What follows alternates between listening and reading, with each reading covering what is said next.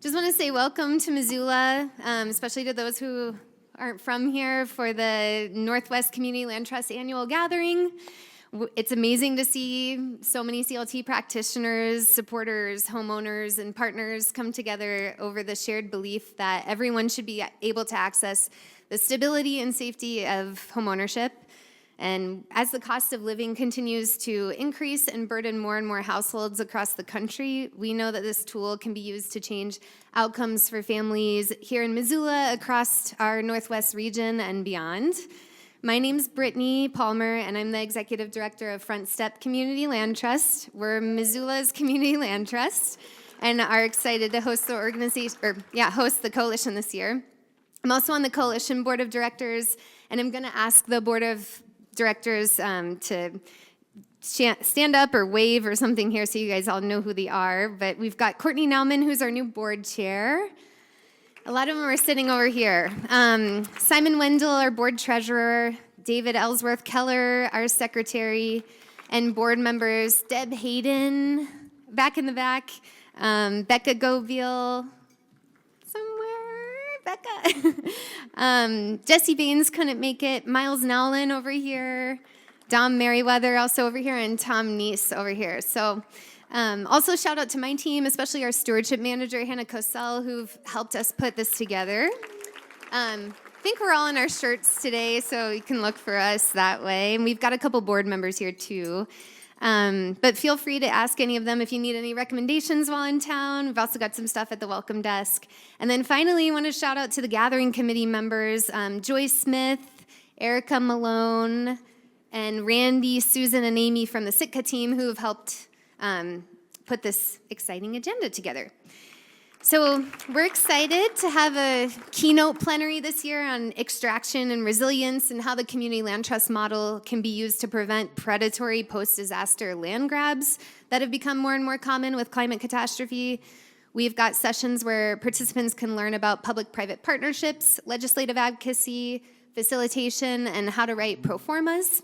We're also excited to offer a couple of interactive sessions this year where you can dig into the details of things like your bookkeeping procedures and policies and workshop them with experts and colleagues in real time. We've got 2 screenings of the Gaining Ground Building Community on Dudley Street movie, which I'm excited. I haven't seen it myself, so I'm hoping to pop in the theater at some point.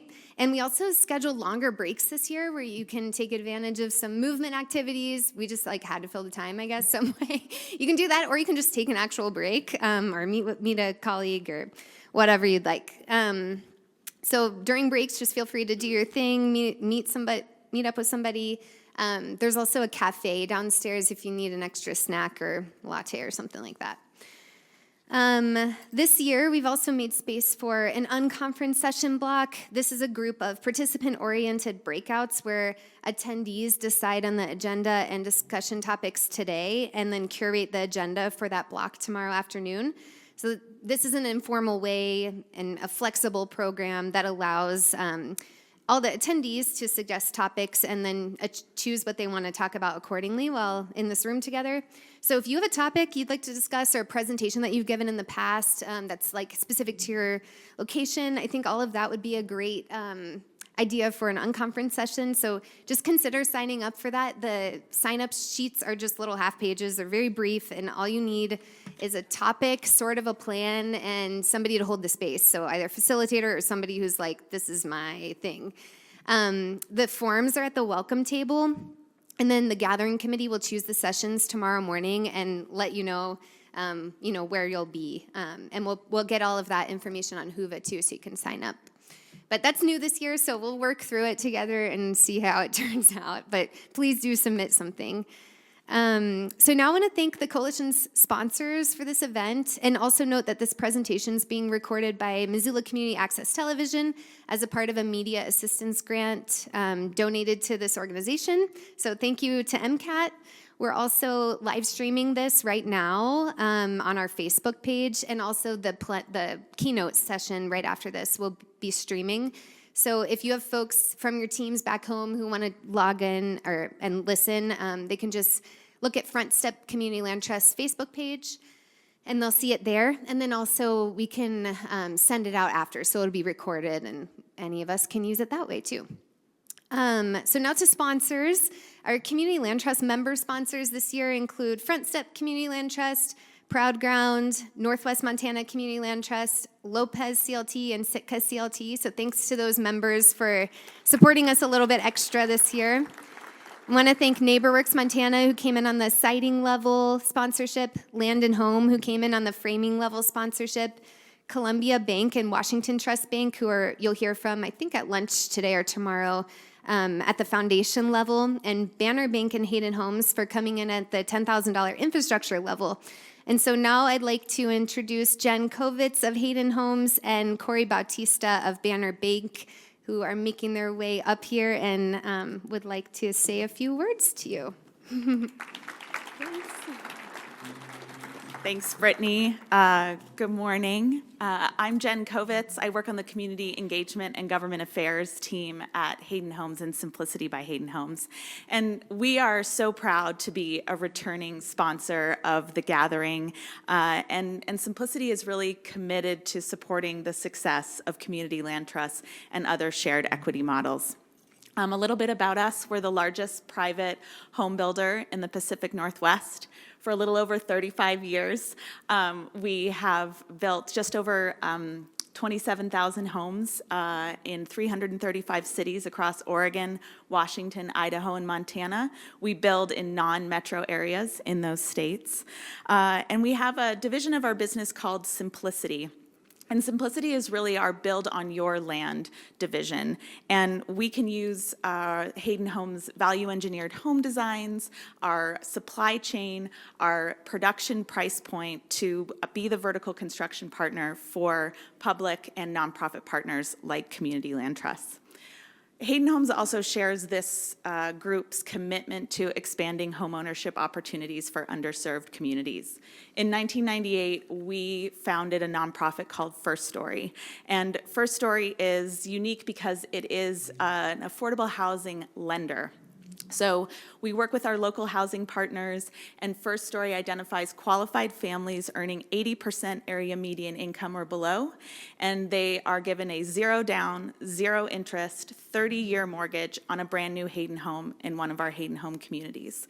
And then when those homeowners are ready to move on, First Story buys that home back at market rate. Simplicity comes in, gives it a refresh, we partner again, and we find a new qualified family. Finally, this conference is personally very meaningful to me. For many years, my husband has been the home designer for Methow Housing Trust, which is how I first learned what a community land trust is. And last year, thanks to Kim and the entire board, I was given the privilege of coming as an intern while I finished my master's thesis on rural community land trusts. So I just want to thank you all for supporting burgeoning housing advocates. I was hired at my current role in large part because of this organization and the knowledge I gained from this group of amazing humans. Shout out to those of you who donated your time to interview with me. And thank you so much for the opportunity for Hayden Homes to come back and sponsor. We're really grateful to be here.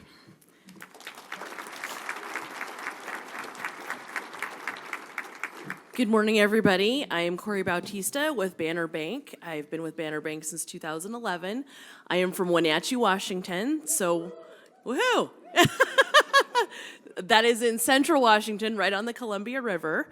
I am thrilled to be here to represent Banner Bank today, and I'm even more excited because I see a lot of my local community partners out here. So Methow Housing Trust, Chelan Valley Housing Trust, and then Tom over here with Wenatchee Common Ground. Excited that Wenatchee is going to have their own land trust as well, and those houses are being framed right now. So we're very excited about that. So happy to be here. Also work with Upper Valley Mendon Leavenworth. So personally, I have quite a bit of experience working with my community land trust, but Banner Bank is located in Washington, Oregon, Idaho, and California, and there are land trusts all over those areas. So we have a lot of loan officers that work with land trust, Habitat for Humanity, We are very passionate at Banner Bank about affordable housing and the shared trust model. And so I'll have a table out here today as well, so you're welcome to come and talk to me. I'd love to visit with you. Banner Bank also has a program where we offer buyers some credits towards closing costs if they're buying from a land trust. So we're doing everything we can to really partner and support the folks that are purchasing through land trust, affordable housing. And I speak about land trusts all the time to my friends, to people. I just am a huge believer in really helping people afford their house payment. So I'm happy to be here. I also have to say that Mark Rowley sends his best wishes. A lot of you know Mark. He's the VP of Mortgage with Banner Bank.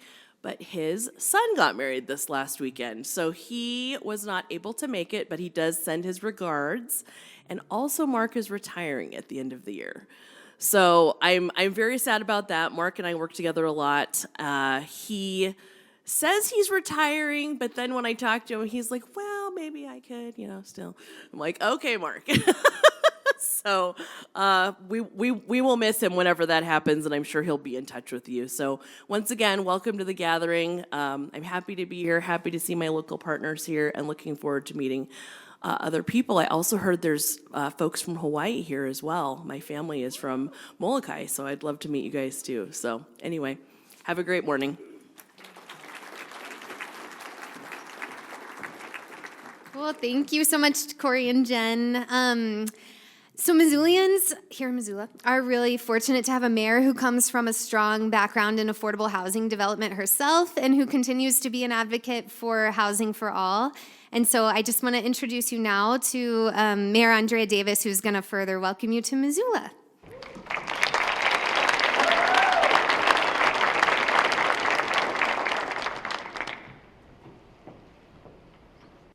Well, good morning, everyone. Nice to see you. 8:30 on a Monday, getting after it. Good job.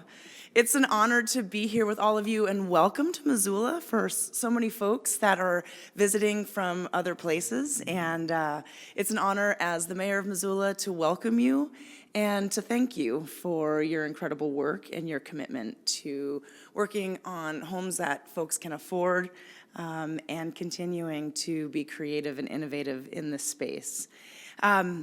While you're here, you are obviously in a beautiful place.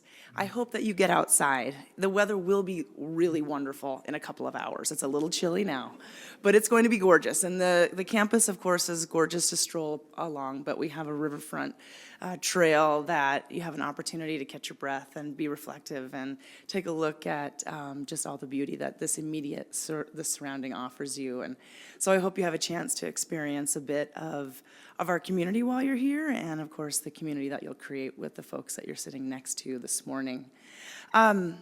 This work is particularly meaningful to me, both because I had a 22-year career in creating homes that Montanans can afford, but also because I grew up in Northwest Montana with a family that always worked hard and had very limited means.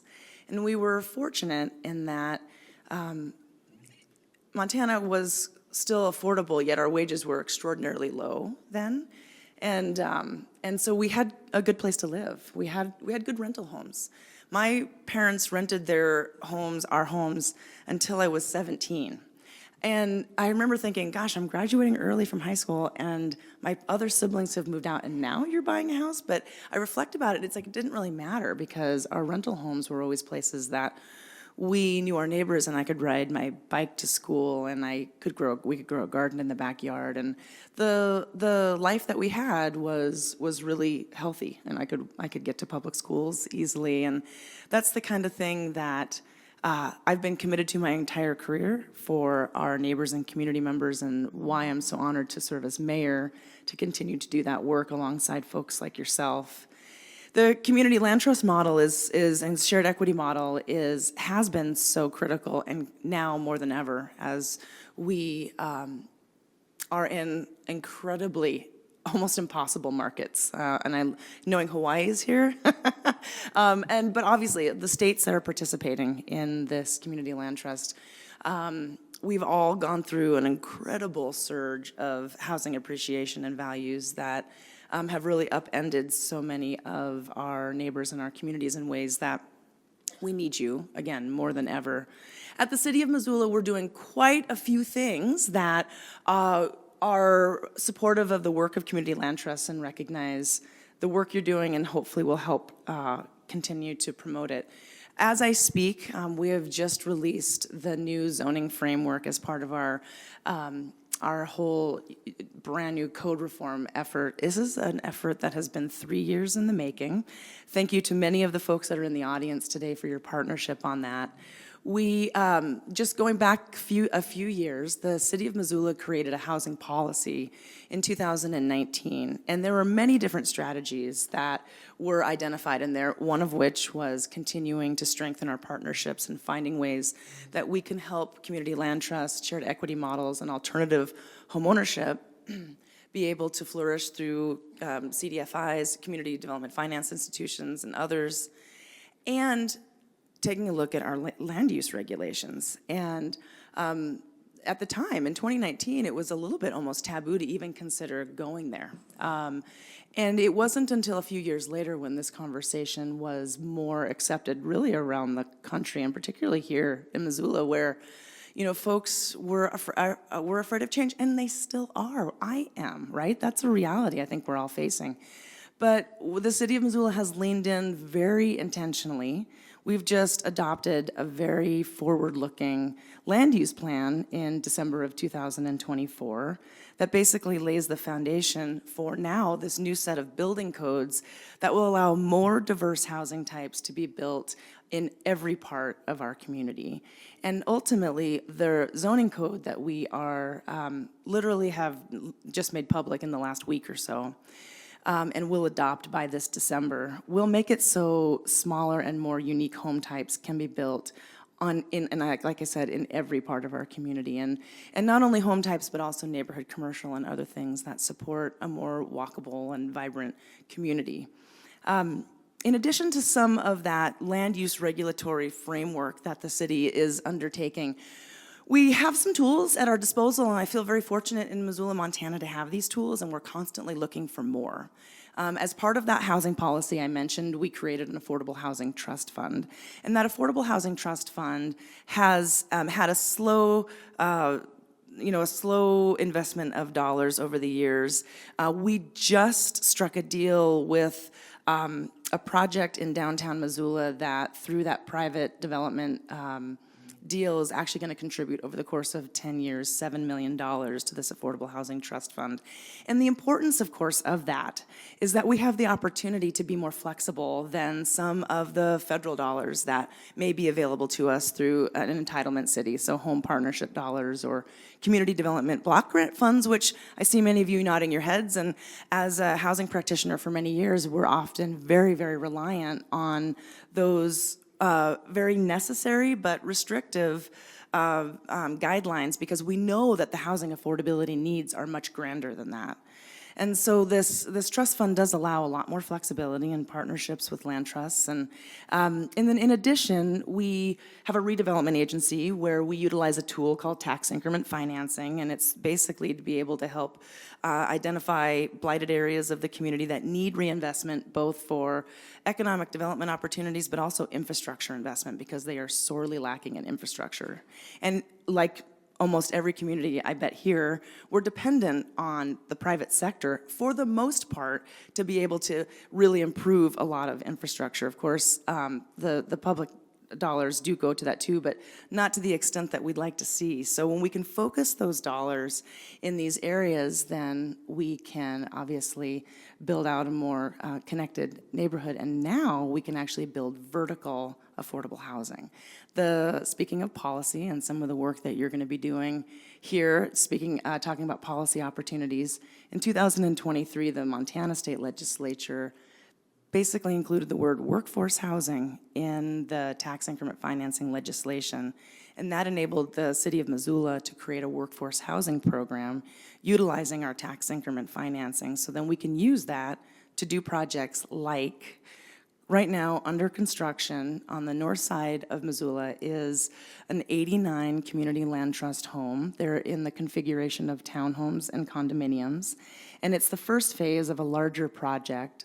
The city is a significant partner in this project. We partnered with the neighborhood who had been working for 20 years to turn an industrial wasteland into residential development opportunities. So this was a place where, like many of your communities, I bet, there was a window sash company that had functioned for many, many decades and had unfortunately polluted the soil substantially. And so it was through the work with the neighborhood and the EPA, the State Department of Environmental Quality, that site was converted over into a residential quality parcel, and the city purchased several acres there, both because the city needed to expand some facilities, but also because we wanted to work with the neighborhood and the community to deliver on some initiatives like create some more homeownership opportunities. Missoula, like Bozeman, who is the other university town in Montana, we have lower than average homeownership rates. Significantly, and that's been happening for decades and decades. And it's a matter of a whole lot of different circumstances. But we know in the United States and many places that obviously homeownership is an opportunity to build equity and unlock other opportunities. So this was a chance for the city to create some more homeownership opportunities. Again, 89 homes are under construction as I speak. We're in partnership with Front Step on that. They are the community land trust for the project, and we're going to begin marketing and leasing these homes soon. Half of those, so a little over 46 or 45 homes, will be deed restricted for folks at 120% area median income.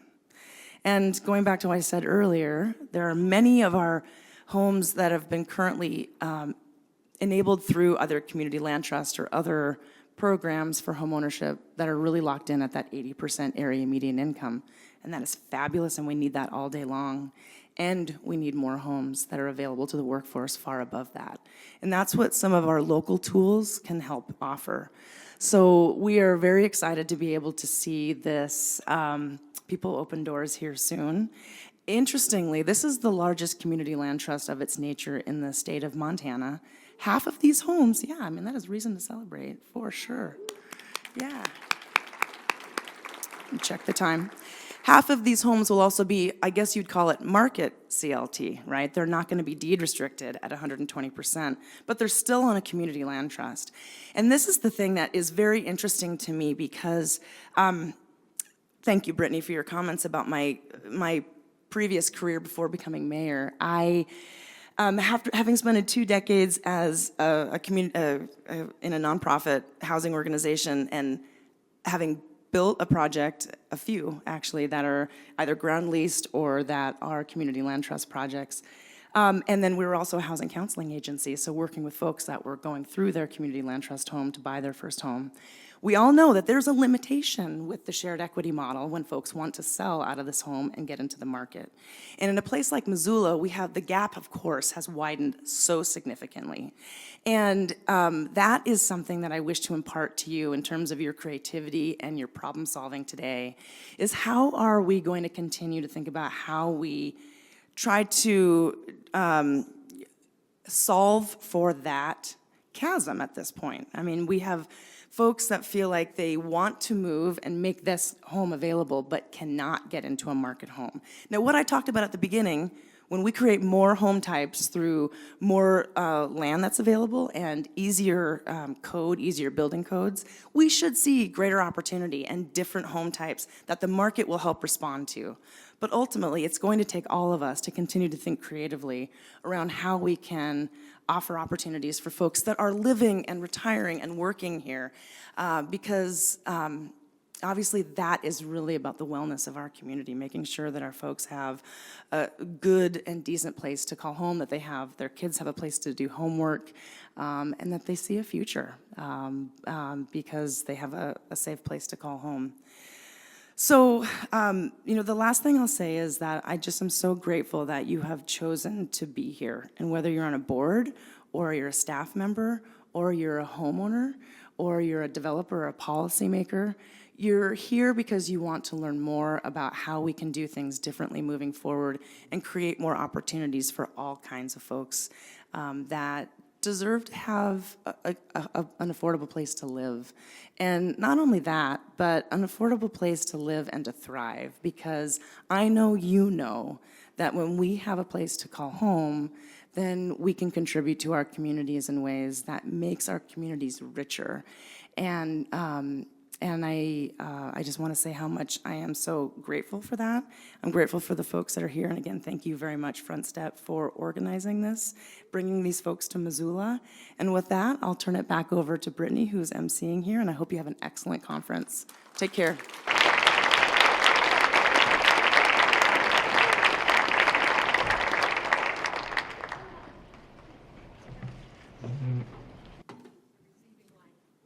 See, she's great. We like that. Okay, so I now want to pass the mic to Martin Charlo and Stephen Hunt, members of the Confederated Salish and Kootenai tribes, who are here to finally ground us and contextualize the land that we're gathering on today.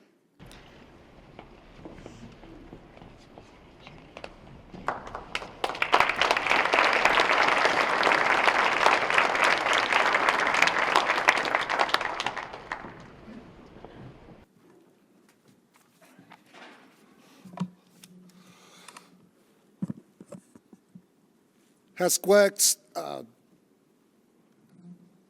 My name is Martin Charlo. Good morning. I'm a member of the Confederated Salish and Kootenai tribe. I'm also on the tribal council. Thank you all for being here. Thank you for having us. This land down here is something that's been our homeland since before the ice ages. If you look up on the hillsides over here, you can see evidence of the Glacier Lake Missoula, and we have creation stories that predate that. We've been in the Bitterroot Valley, which is southeast of here, or southwest of here. Our Aboriginal homeland stretched in all directions, and in the 1800s, we were moved around this time, actually it was around the 14th of October, from the Bitterroot Valley. The last band of Salish were moved well, they were encouraged by the government, the federal government troops to move to the reservation, and my great-great-grandfather was one of the last bands that held out, and they were moved to the reservation. And before we got to the reservation, there was no such thing as homelessness. There was no such thing as being hungry, and the generosity that we exhibited to each other was something that I feel like your guys' groups do. We moved to the reservation.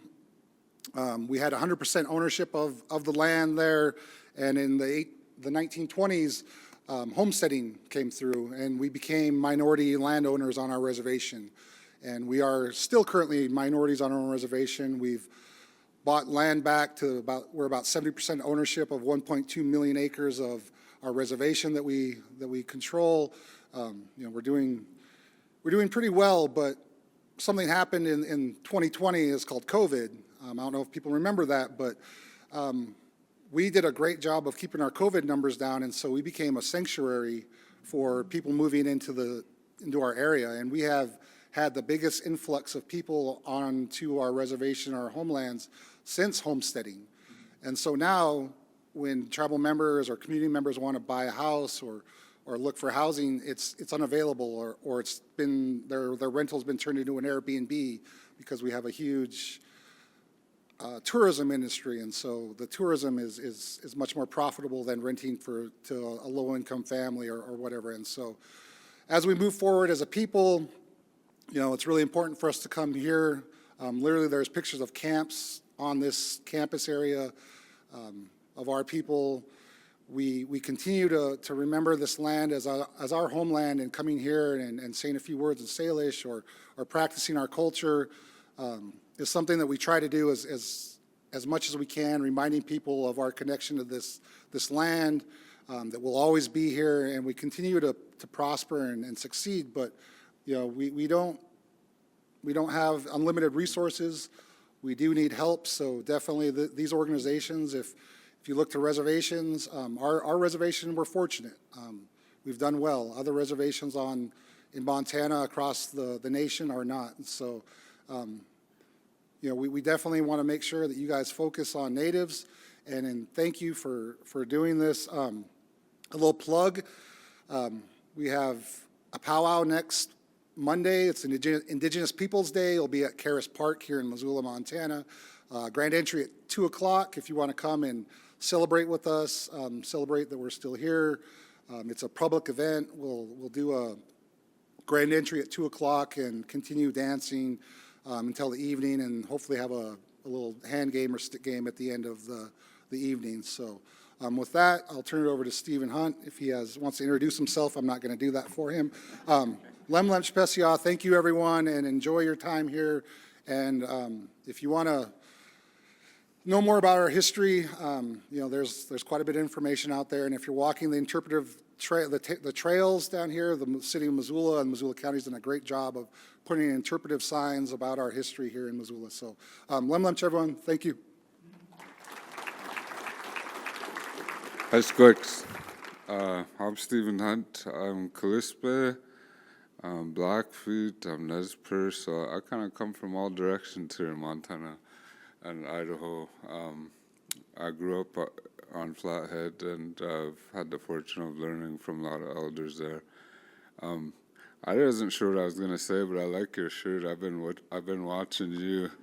Her shirt says, "Be a good ancestor." I'm here because I had good ancestors. That's a future thinking. That's something that our elders would say to us. And what we would say today is be a good relative, right? Be a good relative. That's for right now. To be a good ancestor is to make decisions today that affect the future tomorrow. And I'm here to represent that same thing for the land. And everything that we have in our way of life, it comes from the land. There's nothing, our language, our songs. There's a song for everything. And the song I'm going to sing today is a song that we could announce ourselves with, our presence. This song would be used for warriors and when they have a story to tell. So it's sort of an announcement.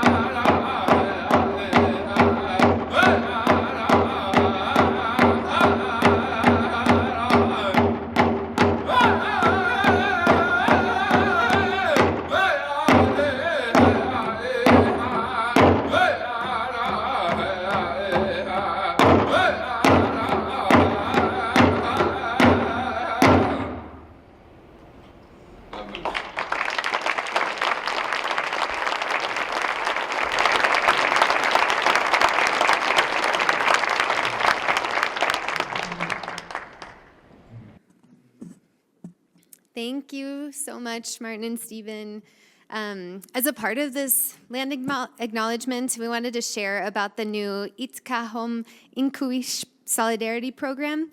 This program aims toward repair of harms done in recent centuries on the homelands of the Salish, Kalispé, and Kasanka people, and supports tribal members in getting into homeownership through solidarity funding, learning, and community building. And so I'm going to now invite local organizer Jenny Mish up to the stage to share a little bit more about that program as a part of this land acknowledgement, including a short video. Welcome, Jenny. Thanks, Martin and Stephen, for your opening. It's an incredible joy and honor for me to get to work with Jody Cahoon Perez, who's the executive director of the Salish and Kootenai Housing Authority. We launched the Itakauham Inuit Solidarity Program almost a year ago. And in the video, hopefully you'll get a chance to see Jody a little bit, see her personality. Let's see. This one? There we go. Nope, that went back. Let's go forward. Okay, as Martin explained, the Flathead Reservation starts about 15 miles north of here and goes 1.3 million acres of original treaty land, 2/3 of which was opened up for settlement. The map here shows about the white area is the settler inholdings right now. So it's the only reservation in Montana where non-natives outnumber natives by quite a lot, by 2 to 1. So let's see what else. Yeah, the treaty's been broken in a number of ways, but that's a big one. SCAHA, Salish Kootenai Housing Authority, gives tribal preference for the 516 rental units, low rent units that SCAHA manages. SCAHA has a pretty innovative, I believe, housing authority. You may know the name Bob Gochi, who came from the Flathead and was provided important national leadership around tribal housing issues. So Jody tries to walk in his footsteps and runs an agency that does a dozen programs that are many innovative and 70 staff. There's like transitional supportive housing and lots of credit counseling, first-time homebuyer things. Jody has to run 43 sewer and water districts as part of her work. It's kind of amazing. There's a huge data scarcity about housing on the reservation. Jody commissioned a study a couple years ago that confirms severe overcrowding, low incomes, very high elder and youth populations on the reservation. And I just have to mention that last week here, the Montana Free Press ran this amazing 3-part series about tribal housing in Montana. The second article in the series is a really excellent summary of the outlining the barriers, the really enormous barriers to building housing on reservations, and it particularly explains the complexities of the tribal trust lands. Tribes actually don't get to own their land. It's held in trust by the federal government, and there's so layers and layers of bureaucracy to transfer a title. The series also really outlines the pivotal role of housing and economic development and how hard it is for young people, bright young people, to go get an education and come back and serve their people because they can't find housing. So it's kind of a heartbreaking series, but I really recommend that in the Montana Free Press if you want more information. The Itakauham Inuit Solidarity Program was designed to help especially over-income tenants into homeownership, to help open up spots on the waiting list, which is a 2.5-year waiting list for tribal preference. It's also designed to address the needs of us non-natives who live on this land who have a need to engage and step into right relationships somehow, to start making steps in that direction, to learn about the culture and history and try to become, as Martin said, good relations, or I guess that was Stephen, sorry. So we did get preliminary support from both culture committees and from the Tribal Council, and we actively seek guidance and support and input from tribal leaders as we grow the program. It's still a very young program. We receive financial gifts from anybody who wants to give them, but we encourage membership, which is a deeper level of engagement and relationship. We invite people to learn about the history and culture of the Salish, Kalispel, and Kasanka people, to talk to other people about that history, because a lot of people still think that, there aren't any Native Americans on this land, that that's a historical thing.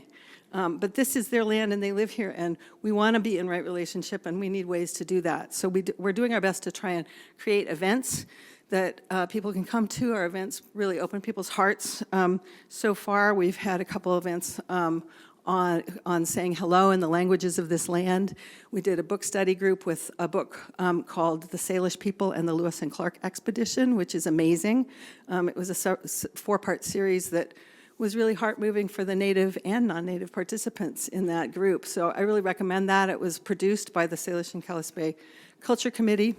So that's history that everybody can relate to, and fairly recent history, actually, on this land.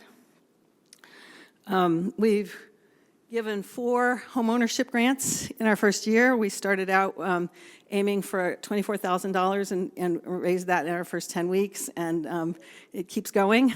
So we're pretty excited about that. Thank you. And just 2 days ago, we had a celebration of homeownership for our first recipient, Stephen Morajo. It was a celebration of his homeownership and also of his 6 years of sobriety. Stephen's home is right across the street from the Recovery Village, where he is the residential director. And SCAHA has worked with Never Alone Recovery Support Services for several years, and just opened not long ago, like a year and a half ago, this Recovery Village that used to be a 28-unit drug haven with a 46% eviction rate called the Dirty 30s. And now it is like a thriving, sober, safe recovery community.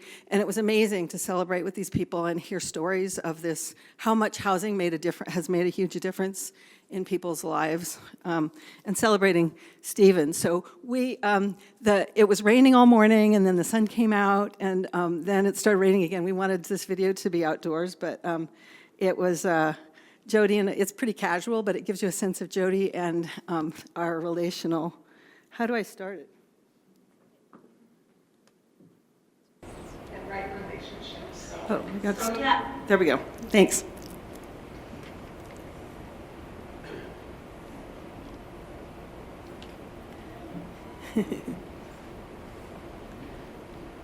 Thank you.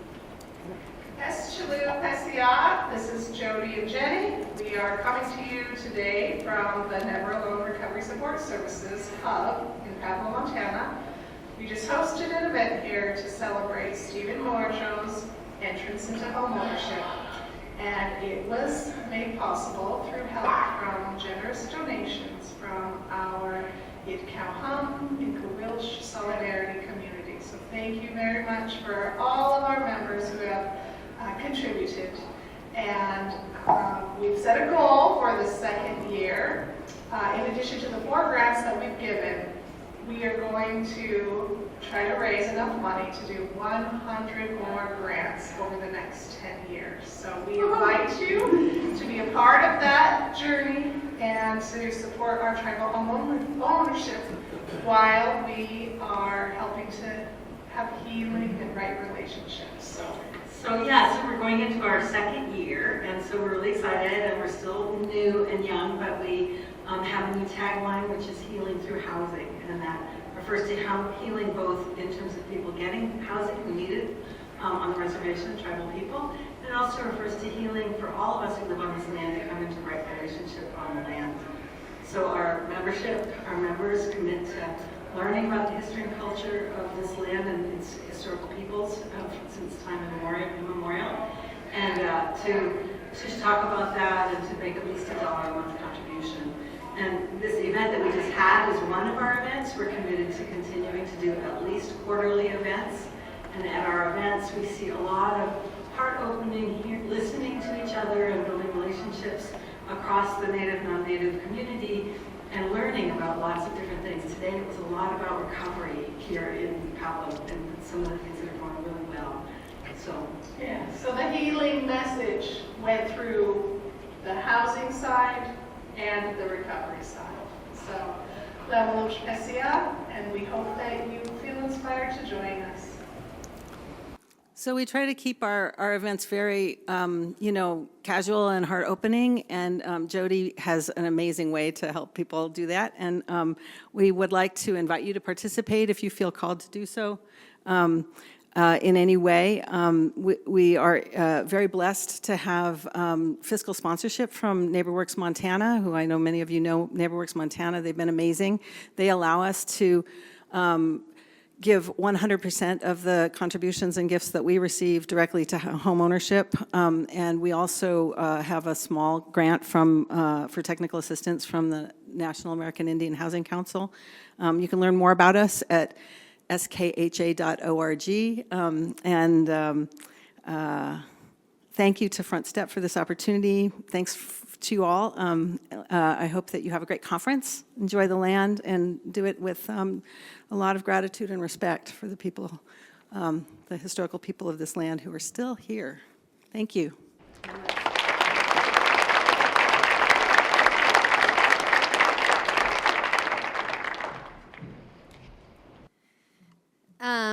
Thank you so much, Jenny and Jody, who couldn't be here with us today, but hopefully she'll get our thanks as well.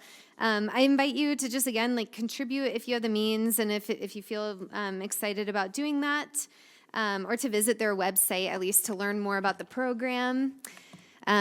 Hearing about this kind of work just really reminds us that community control of land and housing is a part of a much deeper story about repair, sovereignty, belonging, and community land trusts have always existed within a broader civic movement for self-determination, one that began with residents organizing for the right to stay rooted in their neighborhoods, to build wealth collectively, and to ensure that land serves people and not just profit. And so to ground us in more of that history and remind us where this movement comes from, I'm really excited to invite up Courtney Nauman from Headwaters Housing Trust in Bozeman and Lisa Byers of Opal Community Land Trust to the stage. They'll spend the next about half hour or so walking us through the origins of the CLT model and its evolution as a tool for justice, stewardship, and community power. And then we have a little energizer after that, so stay tuned. But first, we have Lisa and Courtney.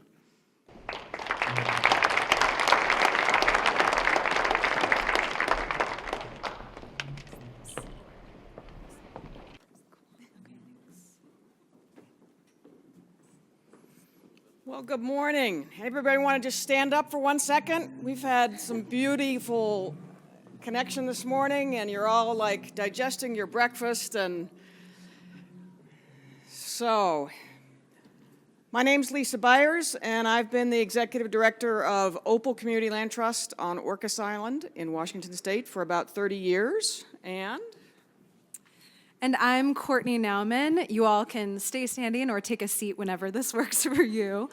I'm home ownership director of Headwaters Community Housing Trust in Bozeman, Montana. And the purpose of this brief primer today is to collectively orient us to the Community Land Trust movement and then the coalition that we're a part of that's hosting this conference today. There's so much history behind us, and we stand as Community Land Trust practitioners and supporters on the shoulders of giants. Each of us has really been passed a baton in this room to move forward the power and potential of this movement. I'm a little bit shorter than you, I think. So this presentation is based on the research scholarship of John Davis, who is a teacher, a scholar, a community organizer who's dedicated much of his life's work to advancing the Community Land Trust model.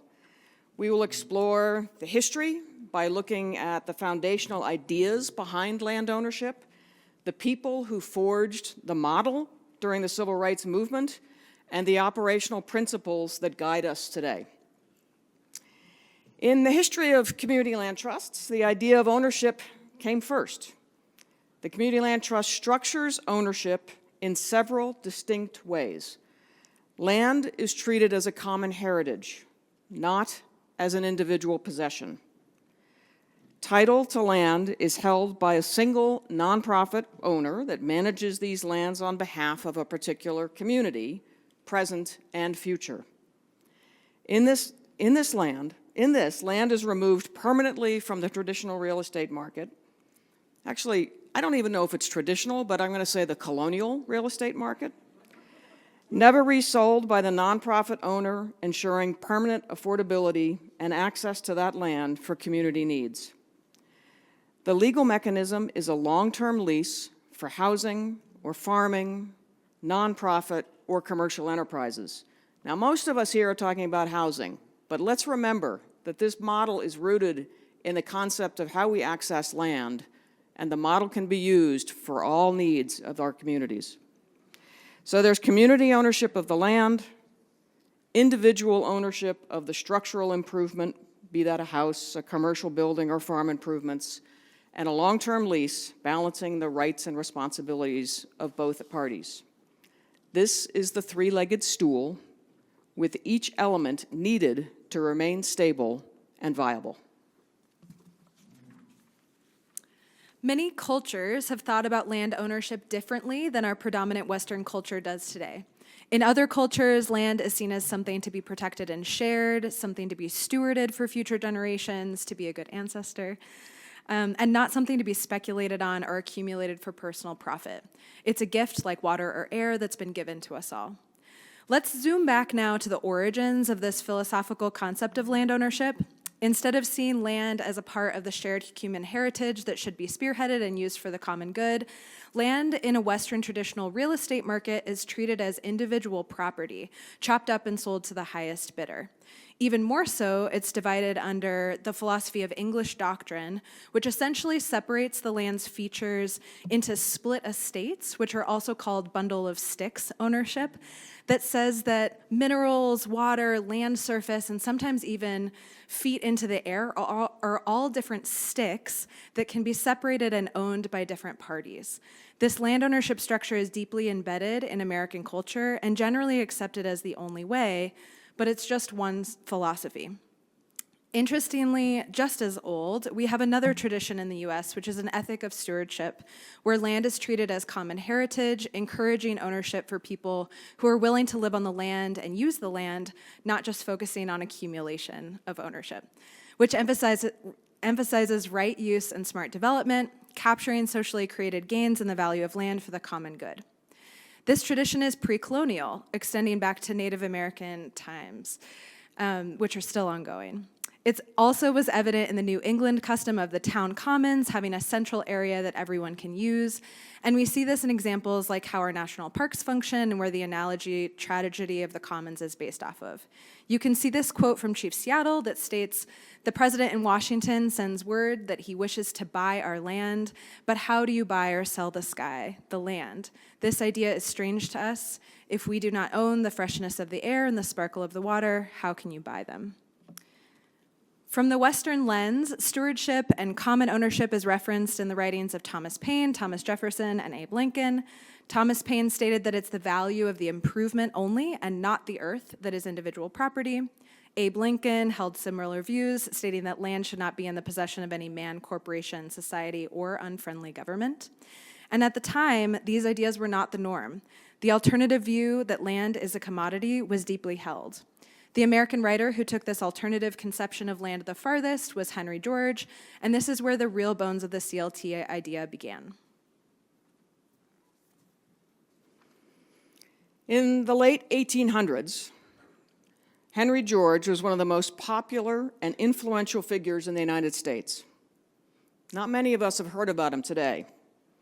He was a self-taught economist who sought to change the rules of funding government by proposing a single tax, essentially to have government collect as its sole source of tax revenue gathered from what he called the social increment, or a share of property value caused by society.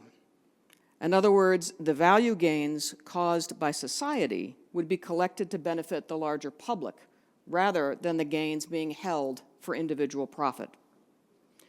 He wrote a book called Progress and Poverty, which sold over 3 million copies during his lifetime. The problem that bothered Henry George the most was what he called the great enigma. Why is there persistent poverty in the midst of so much wealth? Why are people who live in rural areas poor, but still have access to a house and to grow food, but people who live in the city are destitute? He was influenced by the economist John Stuart Mill, who identified that most of the increase in land value comes not from the owner's work, but from the growth and development of society around them. That's what we now call location, location, location. This was sort of the aha moment for Henry George. He realized that poverty and wealth coexist because a small number of landowners own most of the land and capture most of the value. They privatize value that is created mostly by society and then put community-created wealth into their pockets. He viewed landlords as a problem for both capitalists and for workers. He traveled around the world telling people about his ideas and was actually temporarily thrown in jail in Ireland after making an inflammatory speech about his work. This event ended up being a great promotion for his talk in London. A follower of Henry George, Lizzie Phillips, invented a game in 1904 that most of us today are familiar with: Monopoly. The point of Monopoly is to grab as much land as you can and push rents as high as they will go. Then, when other players land on your square, i.e. your property, you amass more money. Eventually, some players can't pay the rent, so they have to sell off more of their assets. The player who wins is the one who has been the most successful as a speculator and developer, forcing everyone else into bankruptcy. Lizzie invented the game to illustrate the negative aspects of speculation, good old America, and concentrating land in private monopolies.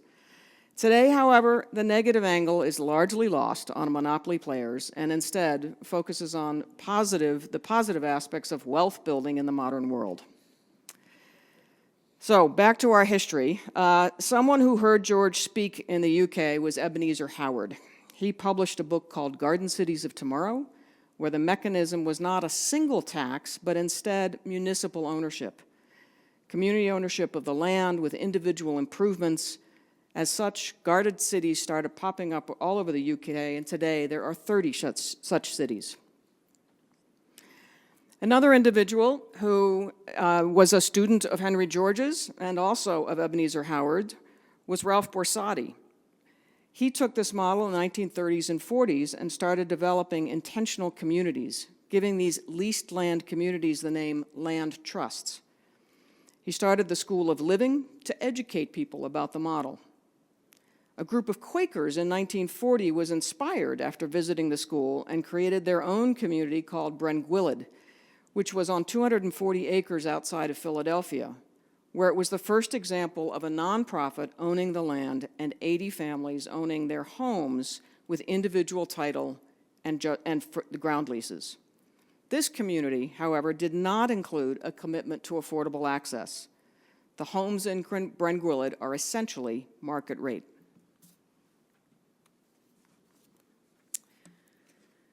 The modern community land trust movement was born out of the civil rights movement. Leaders fighting for social and racial justice realized that without stable access to land, true economic and political freedom was impossible. The central question they faced was, how can you fight for justice if at any moment everything that you hold dear can be taken away? This brings us to Albany, Georgia, the site of the first mass movement of the civil rights era. Two of its key leaders were brothers. Slater King on the left, a cousin of Martin Luther King Jr. Slater was a successful Black real estate entrepreneur, which was extremely rare in Southwest Georgia at the time, and he was the leader of the Albany movement. C.B. King in the middle, Slater's brother, was one of only 3 African-American attorneys in the entire state of Georgia. He represented many of the 1,000 protesters jailed during the movement, including MLK Jr., unfortunately experiencing police brutality himself as a result. Into this environment came Bob Swan on the right, a pacifist and carpenter who had been jailed during World War II for refusing military service. While in prison, he studied Gandhi, who had inspired a land reform movement, which asked wealthy landowners to turn over stewardship of their land to village councils so that the poor could have access to that land. Swan came to believe that land is central to any discussion of racial equality. After his release, Swan went south to help rebuild Black churches that had been firebombed by racists, and it was there that he met Slater King. Coincidentally, this was not the first time the Swan and King families had intersected. This is a bit of an aside, but fun context. 20 years before, Swan's wife, Marjorie, on the left, had wanted to take the night off to spend time with a friend and had hired a babysitter for the night. The babysitter's name was Coretta Scott, who later married who we all know as Martin Luther King Jr., and the families reconnected as a part of the Community Land Trust movement. As Bob Swan and Slater King were beginning what became a 5-year conversation about land reform and economic self-sufficiency for the Black community in the United States, there was a place only 30 miles from Albany where a constructive program was already underway.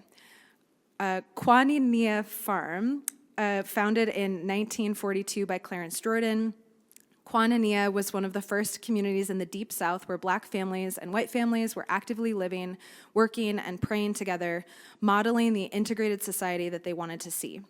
Bob and Marjorie Swan visited Quaninia a number of times between 1964 and 1967, and Quaninia provided Swan with a compelling vision of a cooperative agricultural community that was created in part to promote economic self-sufficiency for lower-income people, a community supported by a larger network of supporters. The pushback was fierce.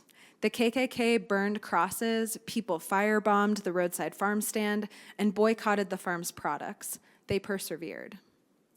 Quaninia was clearly a sign for inspiration for what later became known as New Communities, Inc., as Swan and Slater King began laying plans for an agricultural community on leased land. Quaninia was also the inspiration for a nonprofit that we now know as Habitat for Humanity. Meanwhile, all across the South, there was still this system of sharecropping. Tenant farmers who made a meager existence by farming the land for a landlord. It was slavery by another name. The plight of these farmers was the focus of the National Sharecroppers Fund, led by Faye Bennett, a passionate advocate dubbed the Joan of Arc of agricultural workers. Slater King had been talking with the National Sharecroppers Fund about buying land for Black farmers who had been forced off the land due to either the mechanization of agriculture or retaliation from their involvement in the civil rights movement. Slater and C.B. King, Bob Swan, and others went to Israel, funded by the Jewish National Fund, to learn about the work being done there related to community land ownership, and came back convinced that something like a network of agricultural cooperatives developed on lands leased from a community-based nonprofit might be the powerful model for the rural South. They introduced this idea in 1968, meeting in Atlanta, to which they invited representatives of nearly every civil rights organization in the South, with an interest in addressing the land problems of the Black community. At that gathering, they formed a planning committee to explore the feasibility of developing a leasehold model of rural development for Black farmers. I want to pause here just for a minute and help you remember what these dates mean. This slide is a picture of Martin Luther King Jr.'s funeral procession. King was assassinated in April 1968. The gathering that I just talked about happened later that year. Imagine how hard it must have been to figure out how to move forward after King's death. In mid-1969, that planning committee organized and formed a new nonprofit called New Communities, Inc.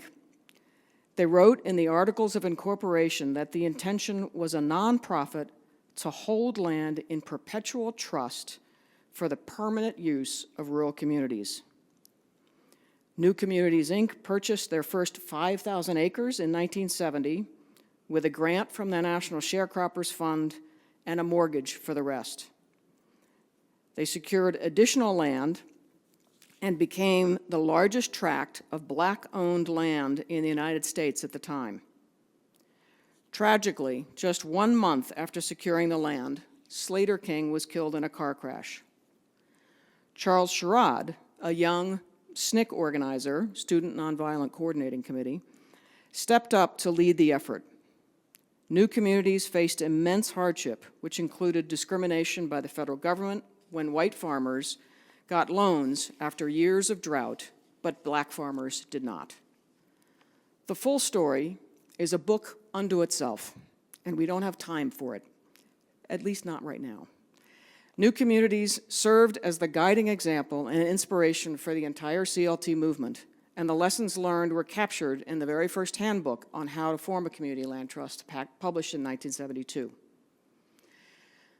Many people caught the bug. They carried the work of new communities forward, and by the mid-1980s, the principles of the classic CLT model were codified, based on lessons learned from new groups across the country.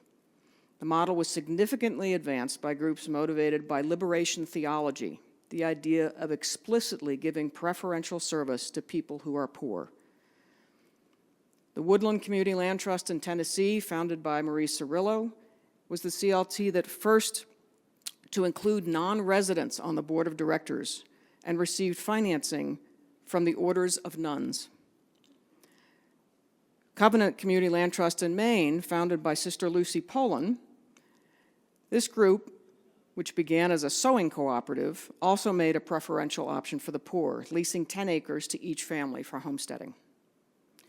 The first urban community land trust in Cincinnati was started by an ecumenical group worried about gentrification and displacement. They recognized that holding land in trust wasn't enough. They needed to guarantee lasting affordability. They introduced the first durable contractual controls on the resale price of buildings. This resale formula was based on the idea of tithing 10% of the value, ensuring the seller would get 90% of the appreciated value while preserving affordability for the next buyer. By 1982, the classic community land trust model formalized a focus on permanent responsibility, balancing the interests of the individual homeowner and the rights of future generations for long-term affordability and secure tenure. This history brings us to the fully formed model we use today, balancing the three key aspects of our name. Community, having an open membership and a governing board that balances the interests of residents, the surrounding community, and the public good. Land held in trust to be managed and stewarded for generations to come. And trust, a legal and social commitment to balance the rights of individuals for security with the rights of the community for long-term affordability and access.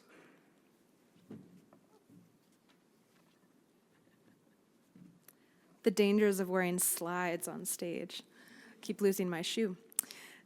The mid-1980s was a time when the price of owner-occupied housing began a steady 20-year climb. A new phrase entered the lexicon of public policy, the affordability gap, which described the widening chasm, which we heard about this morning, between housing prices and household incomes. As affordability became the nation's biggest housing issue, the confidence placed in traditional tenures was somewhat shaken because they seemed increasingly to be incapable of protecting and preserving affordable housing, especially in markets that were very hot. The CLT, by contrast, was specifically designed and uniquely positioned to do what market-driven models could not. When prices began to plummet in 2006, it was no longer the affordability crisis grabbing headlines, but the foreclosure crisis. CLTs found themselves succeeding with turnover of homeowners, with less turnover of homeowners and better performing mortgages than the market. CLTs do not disappear after selling a resale-restricted home, as we know. We stand behind the deal, intervening in cases of mortgage default, preventing foreclosures, backstopping the homeownership opportunities which we have worked so hard to create. Stewardship is what CLTs do best. when the CLT does better than any other what the CLT does better than any other organization is that its specialized niche in a densely populated nonprofit environment is to preserve affordability when economic times are good and to protect its homes and homeowners when times are bad. In the scorched landscape of the national mortgage crisis, CLTs were almost alone in reporting few defaults and even fewer foreclosures. And this gained a lot of notice amongst government entities and the real estate industry, which grew the movement further. So now we're going to transition a little bit into the very recent history. In 1999, about 15 of us from the Northwest attended the National Community Land Trust Conference hosted by the Institute for Community Economics in St. Paul, Minnesota. Those of us who gathered there said, why the heck did we travel all this way? Let's get together again closer to home. And so we did, holding what became the founding meeting of the Northwest Community Land Trust Coalition on Vashon Island, which is near Seattle. With a bit of seed funding, Erica Malone provided logistical support. 20 of us attended, representing organizations in Washington and Oregon. We sat in a big circle. It was casual and scrappy, informal and energizing. In 2004, we took another step and we formally incorporated as a Washington State nonprofit, obtained charitable status the next year, and then support from Washington Mutual allowed the newly incorporated coalition to hire one very part-time executive director in the name of Melora Hiller, who years later, in 2012, became the executive director of the National CLT Network, and then merged with Cornerstone Partnership to form Grounded Solutions Network. The Northwest Community Land Trust Coalition continued to provide its core service of gathering practitioners for peer learning and codifying best practices. In Washington State, the Washington State Legislature and then U.S. Senator Patty Murray both appropriated funds that enabled the coalition to hire Erica again as a part-time director who organized the Capacity Building Institute, and then member CLTs, namely Colson CLT, Homestead, Brown Ground, and Opal, developed a software product that became Homekeeper, now supported by Grounded Solutions Network. We rock, you guys.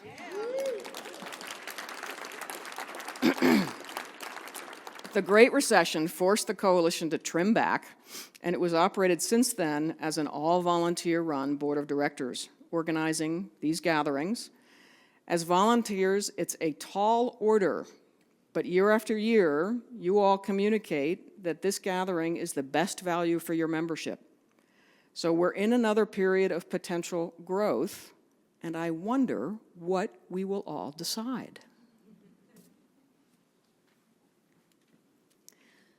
The reason that we lay this history out for you all is because history is still ongoing.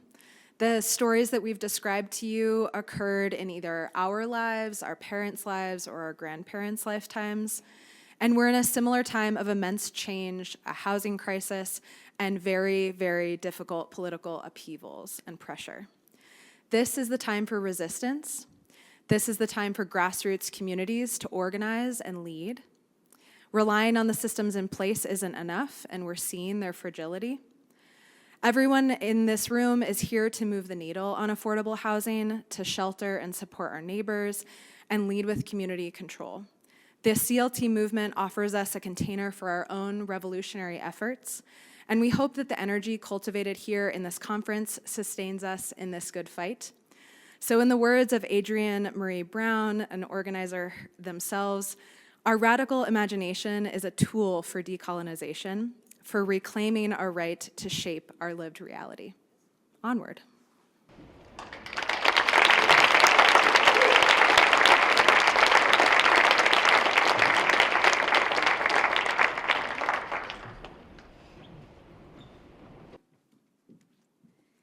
Thank you both for sharing that history. It's so important for us to not lose, both the history of the coalition and the history of the community land trust movement in our work. And it's just a reminder, I think, that community land trusts are not just a housing model, but they're also a civic movement rooted in equity, collective ownership, and self-determination.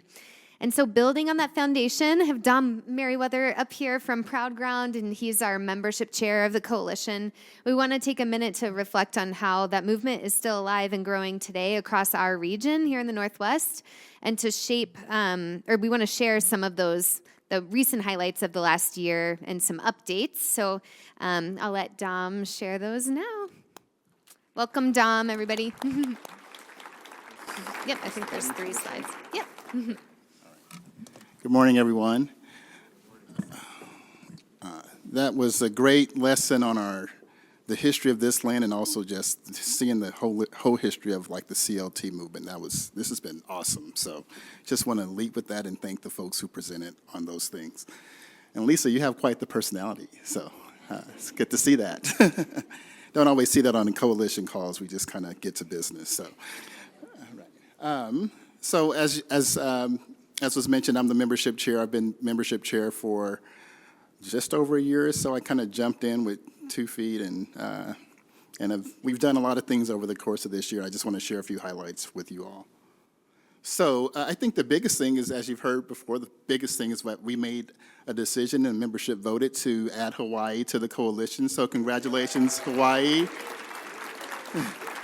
We're so happy to be, in the Pacific Ocean, and it might give us an opportunity to maybe one day have a gathering in sunny times. So we have 39 members representing Alaska, Hawaii, Montana, Idaho, Washington, and Oregon. If you were on the tour yesterday, the tour bus yesterday, you'd also hear that we have folks from other states that are attending the gathering. And so I think what this shows is that we are not only a benefit and a resource for our own coalition, but for others throughout the United States. So also we moved the gathering to the fall, and that was an intentional decision, basically to not have the gathering fall in line with Grounded Solutions Network Conference, which was in May, and it's every other year. So we're trying to avoid that natural conflict by having the gathering in the fall.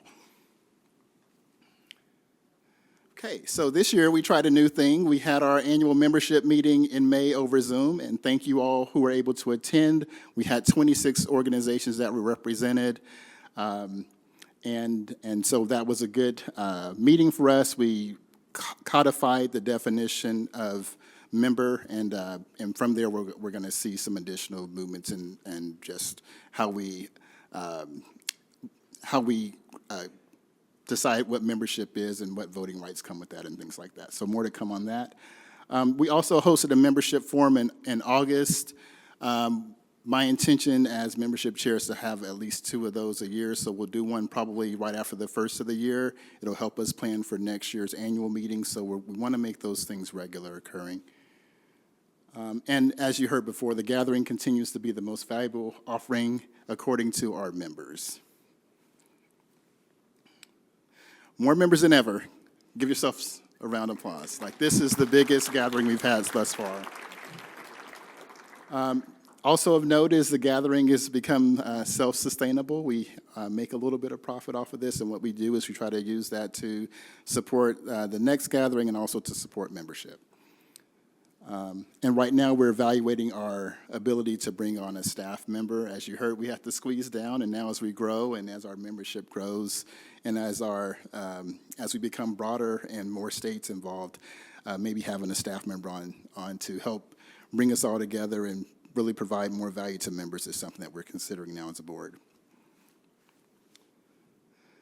Okay, that is going to continue to host a gathering. That's the big thing. Next year's gathering is in Sitka.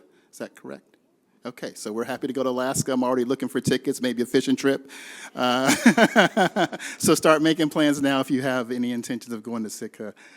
And I think the biggest thing is that we are considering ways to communicate better and more regular with our members, and so that will look like member forums. We're also exploring potentially exploring different tools that we can use to connect with each other when we're not in meetings. So, I don't want to commit to anything, but there are lots of tools out there that we're considering to use, whether it's resource sharing or just being able to share wins in the moment. A lot of times we're waiting for a newsletter to come out or for something to come out, and I think it's great to just celebrate successes when they happen. So, you want to talk about the QR code? Okay. No, I think, so again, with what we're going to see from the QR code, I believe there's a survey attached to it.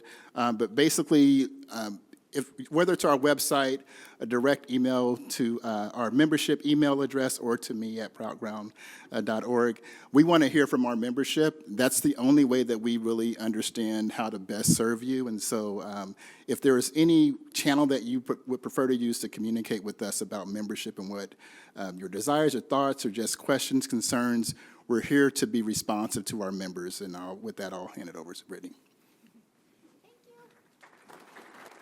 Thanks, Tom. It's a big role to be membership chair. You know, this is we're volunteering, so it's a lot. And we're grateful to have you on membership committee.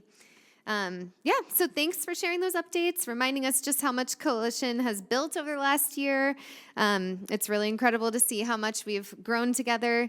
We had, as many of you know, a longtime tradition of like passing the mic around the room to see and hear from others, like how many homes are in your programs across the region. But we feel like we will be here for a long time if we were going to do that. So we're trying this new thing, like Dom mentioned. We have the QR code up there, and that is a data collection strategy. So we're hoping that every single community land trust that's represented here can fill this out. So go ahead and pull it up. We also have a map up of our region out in the lobby, along with like some art projects if you just need a brain break. But please do swing by the map and put your CLT on the map. This QR code, it's related to who you're with, your community land trust and where, and then the property types that you're stewarding and the amount of homes in your portfolio and your pipeline. So please pull up this QR code. Go ahead and scan it now while I'm talking, and this will help us keep our membership page up to date. The membership page is looking awesome, by the way. If you haven't checked it out on the website, there's like a cool map, and we're keeping it pretty up to date, thanks to Simon too. So, okay, now I want to bring Miles up. Yeah, thanks, Dom. We're going to do a little networking activity. Thank you, Dom. Welcome, Miles. So Miles and I want to get a sense of who's in the room and who's the most excited to be here. Maybe you can take her away. Introduce yourself if you want. Good morning, Northwest Community Land Trust Coalition. How's everyone doing? Whoop, whoop. My name is Miles. I am the delegated cheerleader and deadhead of the Coalition Board of Directors. So we're going to see who's in the room. First of all, can we turn the music up a little bit? Go ahead and stand up if you've never been... No, hold on, Erica. If you've never been to an NWCLTC gathering before, go ahead and stand up if you've never been to the... Wow. Let's make sure these folks feel super welcome. All right, the next couple of days. Thank you so much, folks. You can sit down. All right. Is there anybody from Alaska in the house? Anybody from, go ahead and stand up. Feel free to show us your dance moves or not. Welcome, Alaska. Anyone here from Idaho? Idaho representatives. Yes, Nils. A few over here. Thank you for coming. All right. I hear Hawaii's in the house. Anyone here from Hawaii? Welcome, Hawaii. Your first year as a member. So glad to have you. What about Montana? Let's see the Montana folks. Hell yeah, Montana. Thank you for hosting. So stoked to be in Missoula.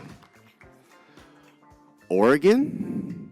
Oregon? Do we have Oregon members and participants? Thanks so much. And last but not least, Washington State. Anyone from Washington? Woo! All right, y'all. Thanks for coming out to Missoula. Thanks to Front Step. Thanks for everyone for the introductory comments. And we hope you have a fabulous gathering, and make sure to get to know each other and have fun while you're doing it. Thanks for coming to Missoula. Don't leave. You can help me with the next thing.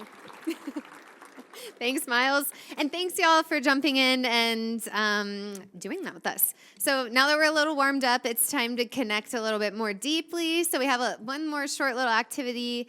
And we're going to put a question up on the screen and read it aloud. And this is your chance to stand up, find someone hopefully that you don't know. So like maybe look for some of those people who it's their first gathering.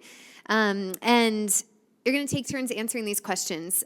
So you'll have about 2 minutes each to share, and then we'll switch and move on to a new question. We'll do a couple rounds of this before we take a break, and then after the break, we'll invite Amber and Autumn up for the keynote. But okay, we can get started. This first question is, what brings you to this convening, and what are you most excited to learn or do while you're here?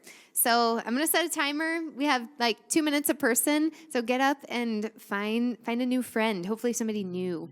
And you can answer this question together. Thank you guys for participating in that and for jumping in and connecting. Hope you found somebody new to talk to. So what's next is we are going to take a 15-minute break. This is our only quick break of the entire agenda. Hey, everybody. Hope you had a good break. It sounds like we had something that was a little off on the Huva. We're going to take a group photo, but it's going to be after this session. So I would like to welcome Autumn. Oh, there she is. Okay, Autumn Ness and Amber Khan are going to present this. We made it a keynote because we figured when we were putting the agenda together that like every single person would be packed in whatever breakout room this was going to be in. And we're just so excited to have like Hawaii in our coalition and have Autumn. And then it came all the way here. I know it was a pain probably getting here, but so hopefully we're so worth it for all of us. We're so happy to have them here. So Autumn Ness is going to present, and then Amber Khan, disaster researcher from University of Washington. They're both going to share powerful stories and research on how CLTs are countering extraction, rematriating land, and building true community resilience. And then just don't leave after Amber's presentation because I want you all to be in the group photo. And yeah, I'll let Autumn take it from here. Thank you.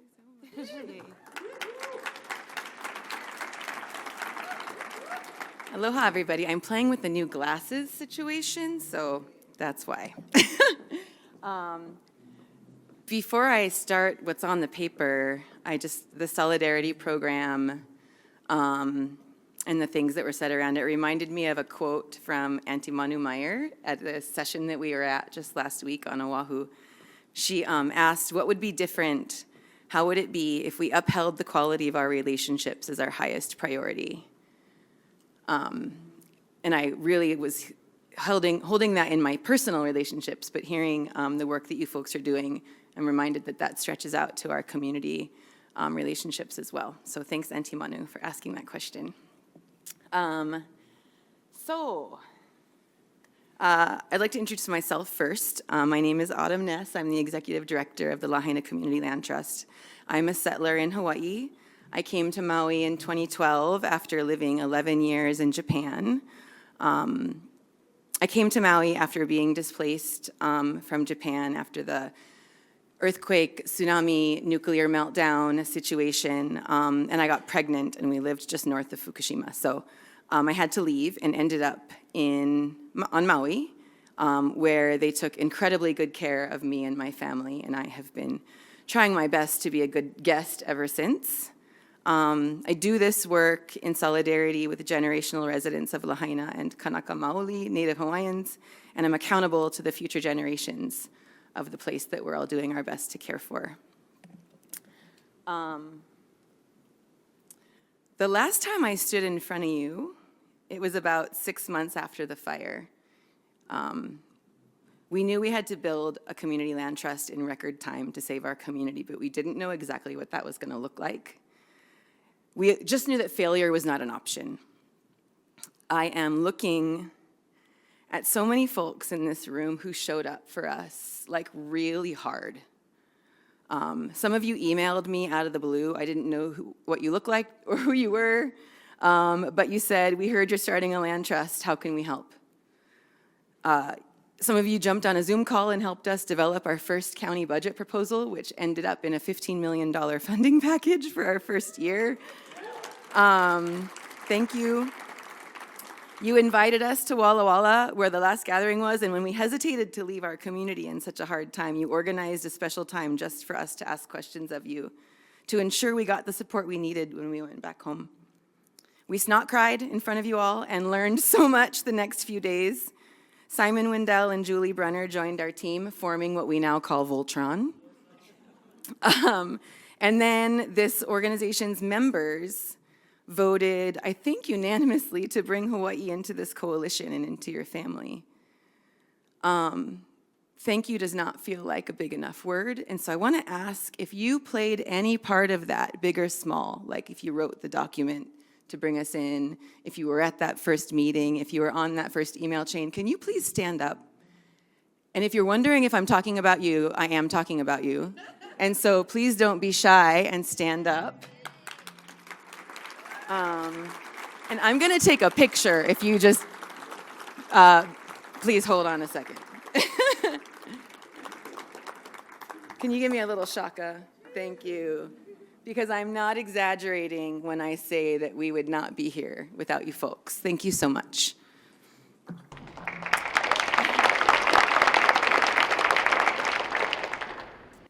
Each of you folks reached down with a hand and pulled us up in our worst moments, and now I get to come back and talk about just how far we've come.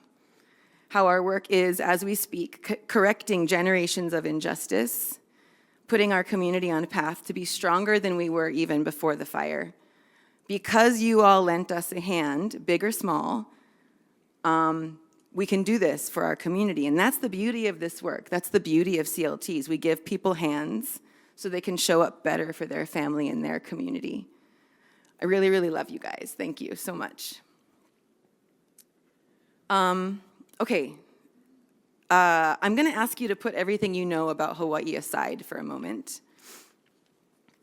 I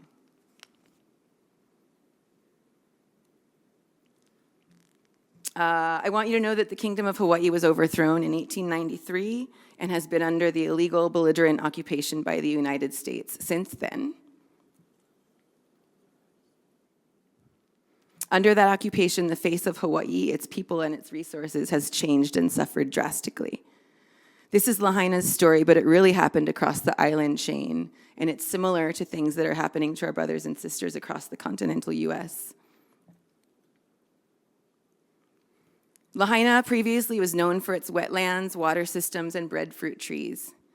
In fact, the name Lahaina is not its old name. It was formerly known as Malu'uluolele, talking about the shade of the breadfruit trees. And then came sugar, which would quickly fuel the overthrow. It made plantations wealthy and decimated our community's ability to feed itself. All the land and water resources went to sugar while people starved.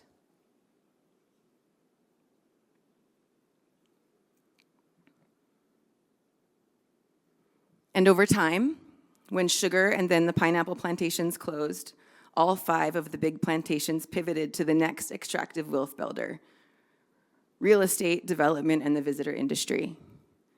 These are not cherry-picked listings from Zillow. This is a regular old screenshot of really what's available for sale in West Maui right now.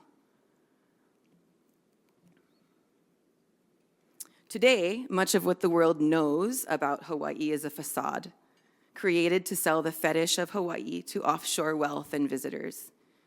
Residents and Kanaka be damned. In reality, Hawaiians are suffering.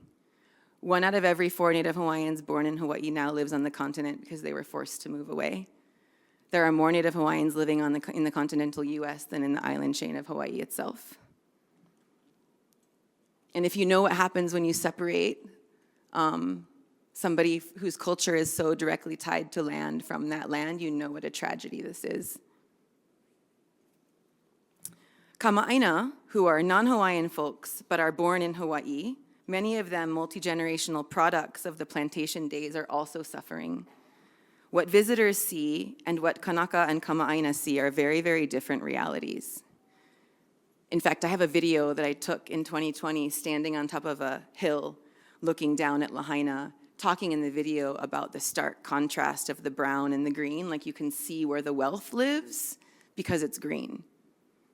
And that's where the fire burned, you know?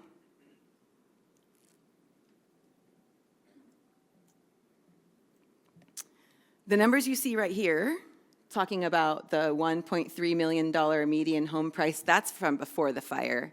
It's 2 point something now, compared to the $37,000 a year per capita income. These talk about poverty rates compared to median real estate prices. They tell you that only a quarter of the homes in West Maui were lived in, while our people live doubled and tripled up, 16 to a home, in garages, tents, or cars.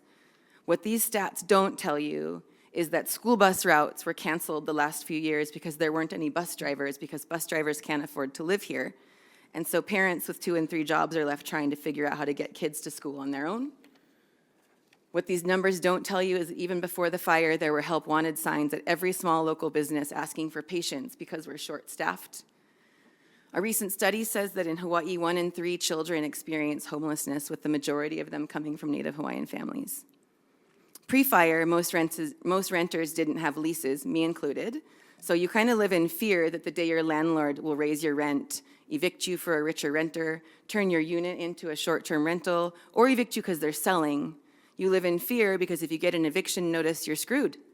There are no other rentals. There were regular social media posts from friends sending their loved ones off at the airport who are moving to Washington or Vegas. There was and still is a severe lack of mental health care facilities and childcare. We're the most isolated landmass on the planet, and for years we've imported 85% and upwards of our food, while empty shelves at the store are a common occurrence, and a regular old loaf of bread costs $8, and that's not for the fancy stuff. Maui had the highest unemployment rate in the nation during COVID because of our over-reliance on tourism. This one really chaps me, man. The summit area of West Maui Mountains is among the wettest spots on Earth. But down the mountain in Lahaina, West Maui is in a stage 2 drought. There's water, and there is water infrastructure, but it feeds the wealthy. There isn't enough anything for local people, but there are more hotel rooms, golf courses, snorkel tours, and short-term rentals than we know what to do with. For almost 150 years, the root of most of these problems is profit-driven landowners set to extract wealth from land at all costs, and a government who is beholden to their interests. And for generations pre-fire, this community fought. Folks went to court and to the streets, trying to reclaim land and water. We went to the legislature trying to carve out protections for housing, for agriculture, for water. We created planning commissions, cultural resource commissions, a burial council, water authorities, all over time co-opted by the very extractive entities they were meant to protect us from. We'd spent generations building networks of trust, of resistance, and sitting around tables together, dreaming of a better future, mapping out alternatives and how to get there. We showed up for each other after floods, in court and in the streets. We built bonds forged through struggle, warning even that Lahaina is at a massive risk of fire. And then it happened. A fire started in Lahaina that was stoked by the Ka'ua'ula winds, well known in old history books to visit West Maui every so often, causing destruction.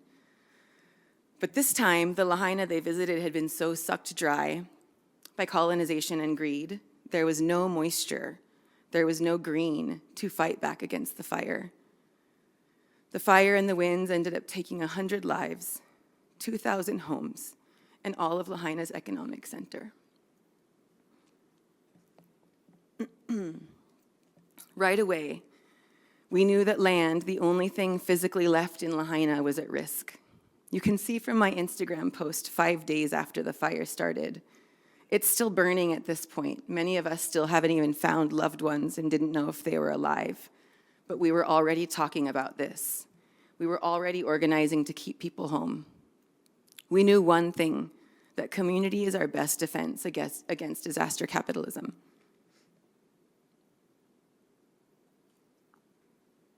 Ironically, we also knew that the people most at risk of displacement were our friends and family, and not the folks who had moved, sometime. We knew what happens in other communities after disaster. We knew that the real estate industry, investors, and developers had quick plans for this place and ideas about what this land is worth or what kind of return on investment they could expect. I've heard and lived that post-disaster, distress-driven sale of investor narrative too many times, and we decided, not here. We're writing a new story. When we started, we had housing in our field division because losing more of our people to the continent for lack of housing was front of mind. But when our community understood that community ownership of land is a thing, it's possible, they actually challenged us to think bigger. Why stop at housing, they asked. If we remember that the root of all of our problems are profit-driven landowners set to extract wealth from land and a government that is beholden to their interests. When we really thought about how that played out in our commercial spaces, everybody who grew up in Lahaina has a story about how Front Street used to be rows of stores owned by aunties and uncles and folks they knew, and they could go eat and pay, the mom could pay back later. And now it's all art stores, Volcom, Billabong, Bubba Gumps, that kind of thing, you know? When we thought about how that played out in our sacred and historical sites, where people have to get arrested and aunties have to jump in ditches to protect burials from developers. When we thought about how that looks on our shorelines, coveted and destroyed at the same time by the rich, even as seas are rising. A bunch of us kind of realized at the same time that the only way we really can have a community that is led by and builds wealth according to a value set that is rooted in this place and culture, that is accountable to future generations, is if we buy the land back, is if the community itself owns the land. Thank you. I'm glad you agree. We've all heard it. Real estate's gonna do what real estate's gonna do. The market will correct itself. It's the American dream. The market's gonna dictate your future. What are you gonna do about it? But that's not the way it is. That's not the narrative that I or our community are willing to accept anymore. We decided that it stops with us. We decided that our community doesn't have to be subject to the whims of a market based on values that we don't subscribe to. We decided that we don't have to be subject to the whims of extractive capitalism. Instead, we're centering this proverb, among a few others. He ali'i ka aina, he kawa ke kanaka. The land is a chief and man is its servant. This is the value we subscribe to. And we are tired of fighting with profit-driven landowners and a government that does not understand that. We're putting the land first. Decommodifying land can be the answer to so many of our problems, and I know that you're in this room because you understand that. Early on, people asked, sometimes skeptically, what are you guys gonna buy back Lahaina? It turns out that the answer is yes. We are going to buy it back. Thank you very much. One parcel at a time. We are going to buy our lands out of that extractive, broken, unjust system and put it into something else. I'm going to quote another one of my favorite aunties, Auntie Jan. a good friend, a co-conspirator, and the navigator of Molokai Heritage Trust. She said at an INABAC summit a few weeks ago, "I would pay any price to get land or Aina back, just like I would pay any price to get my tutu or my grandmother back." And I'm going to riff on that a little bit to say that if money is the only thing standing between our community, beholden to the whims of a market, forced to live under extractive capitalistic values that none of us subscribe to and are actively causing harm, or liberation, collective wealth and well-being, and generational stability, then frick. That's nothing. We're going to get the money, and we are going to do this. We're going to get to liberation. We're going to get to generational stability. We're going to get to collective wealth and well-being. We decided to build a land base, build collective governance structures that redefine wealth and economic activity on lands that we steward together at scale. And when you think about it, building a land base, collective governance, redefining wealth, that's decolonization. That's exercising sovereignty. That's building systems outside of extractive capitalism and a colonized Hawaii. This is where it gets complicated as a settler up here with the microphone, so I'm going to ask for your grace as I go into this next section. I'd be remiss if I didn't name the role of land back in all of this and how it entangles with everything that I'm talking about. Let me be clear that I don't want to co-opt the term land back. It's work that Native people in Hawaii and across the continent do to reclaim what was stolen from them, which is all of it. And early in my housing policy work, I used to think, as a settler in Hawaii, this is not my kuleana. This is not my lane. I'll stick to policy and I'll let them do the land back work. But as I grew, I started to understand something deeper, that land back is really, really heavy work. And if it's heavy, why wouldn't I help carry it? Not to lead, not to control it, but to show up and do the labor that needs to be done. Because here's the thing, land back isn't just good for Indigenous communities, it's good for all of us. Thank you. It's one of the most direct ways to pull land and housing out of the systems that are actively harming everyone. It's one of the most direct ways to take our most precious, life-giving resources and remove them from capitalism entirely. Because land does not belong to capitalism, and homes do not belong to capitalism, they belong to us. We can take them back and return them to something better. And we kind of have to, you guys.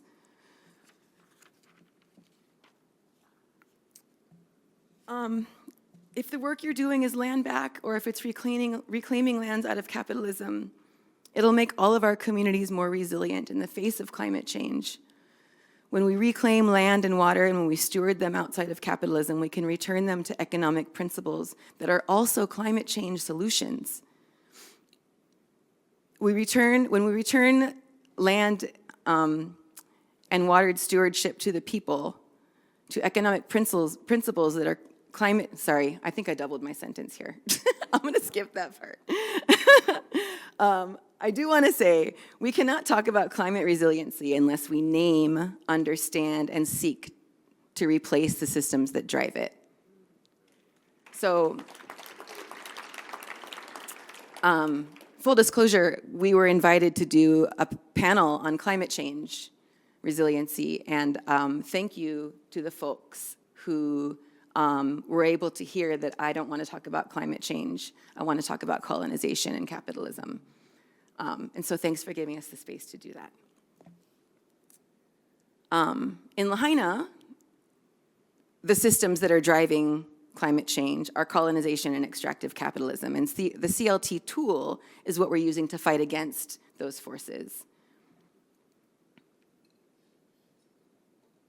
In under 2 years, we've come a long way. This is our current impact graphic that changes almost before I can remember what our numbers are. Some of these parcels were secured in the standard CLT model, the 11 secured you'll see. Each of those parcels has a story. A lot of those were landowners that chose to move and wanted to sell, but wanted to make sure that an investor didn't buy it. And so they called us directly. Most of these we've handled without realtors involved, so that we could have really honest discussions about what a land transaction, how that's gonna affect the neighbors, what comps it's gonna set, that kind of thing. And most of them have been very positive. The others are stewarded through some really innovative tools that I'm excited to talk about.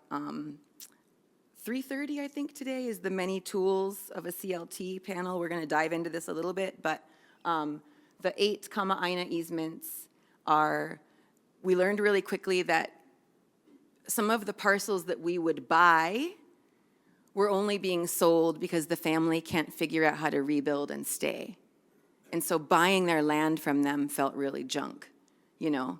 So we created this program with one of our council members at the helm to be able to fill those families' gaps and keep them home and keep their name on the title to their land. And in exchange, they record a deed restriction on their property that has the same components as our ground lease in it.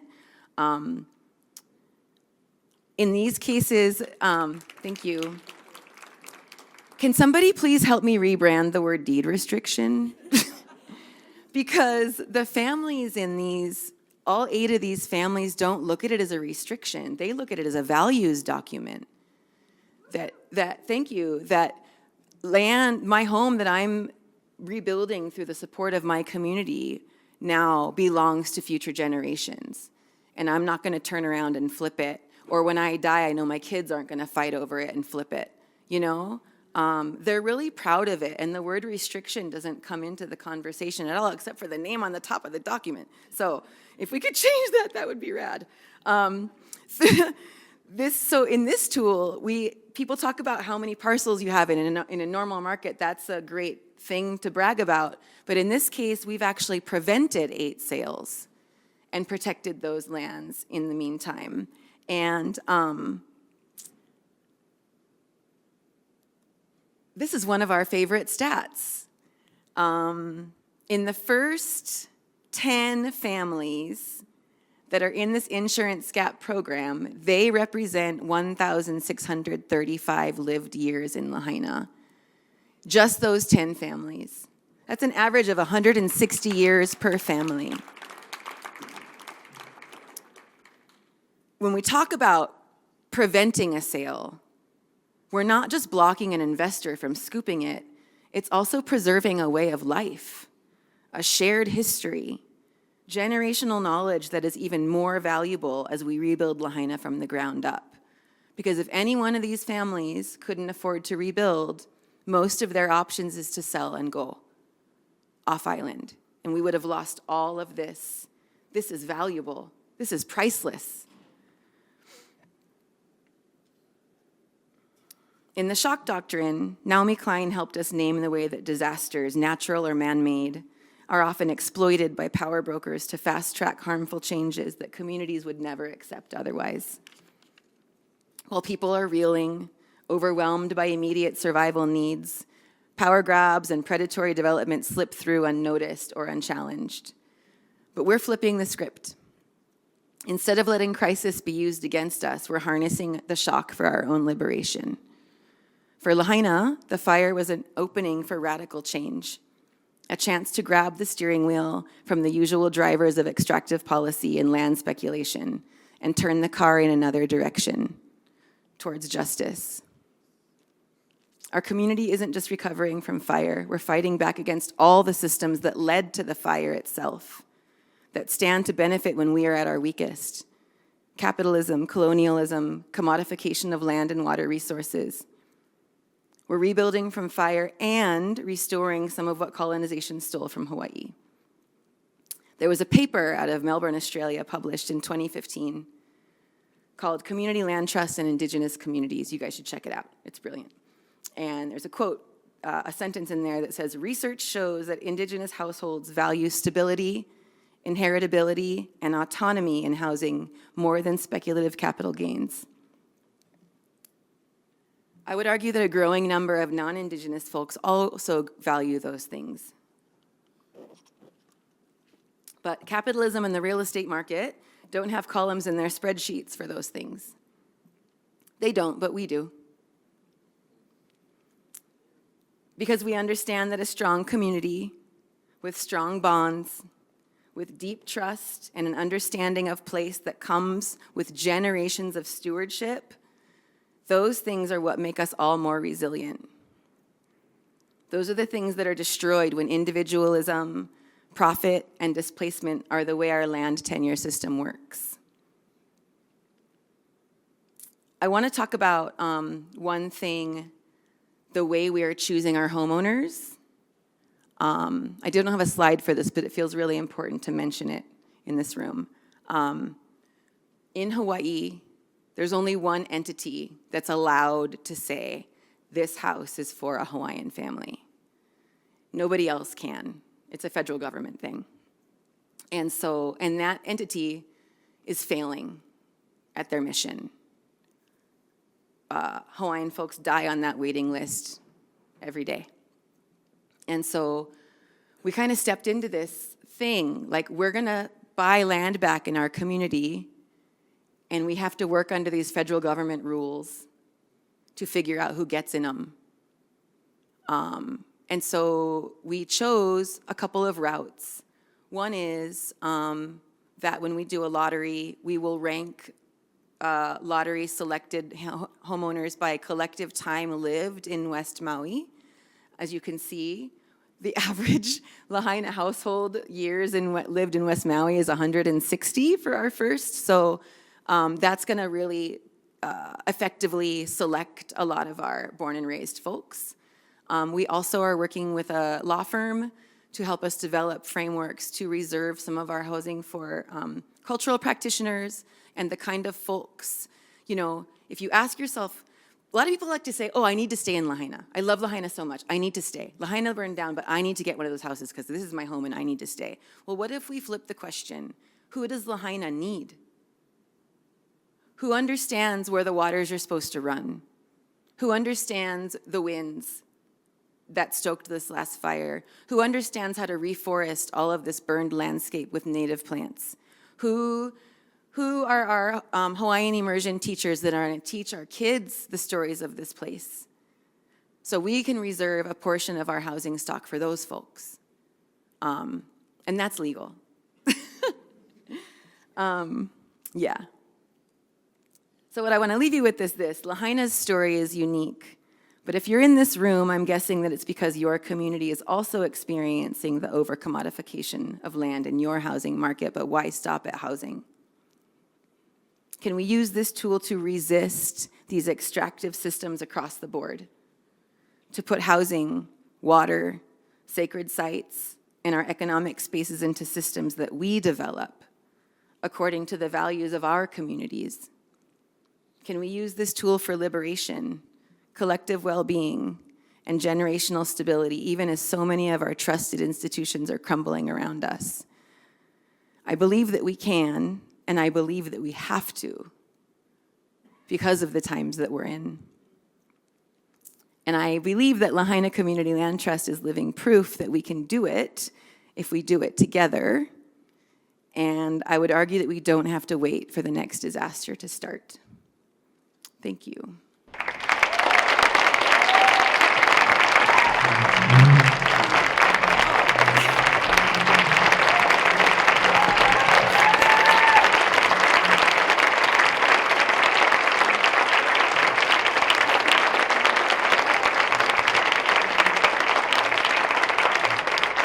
I do want to add a little bit of a random last thing that I did not have on my what's going to happen in the next year after the fire bingo card. But if you want to know a little bit more about Hawaii, there are plenty of resources, but I'm trying to keep it light for folks. John Oliver did an incredible episode, thank you, I was looking for the word, episode about Hawaii. It's tongue-in-cheek because it's John Oliver, but it's also incredibly powerful. So check it out. It's at the QR code right there. Mahalo.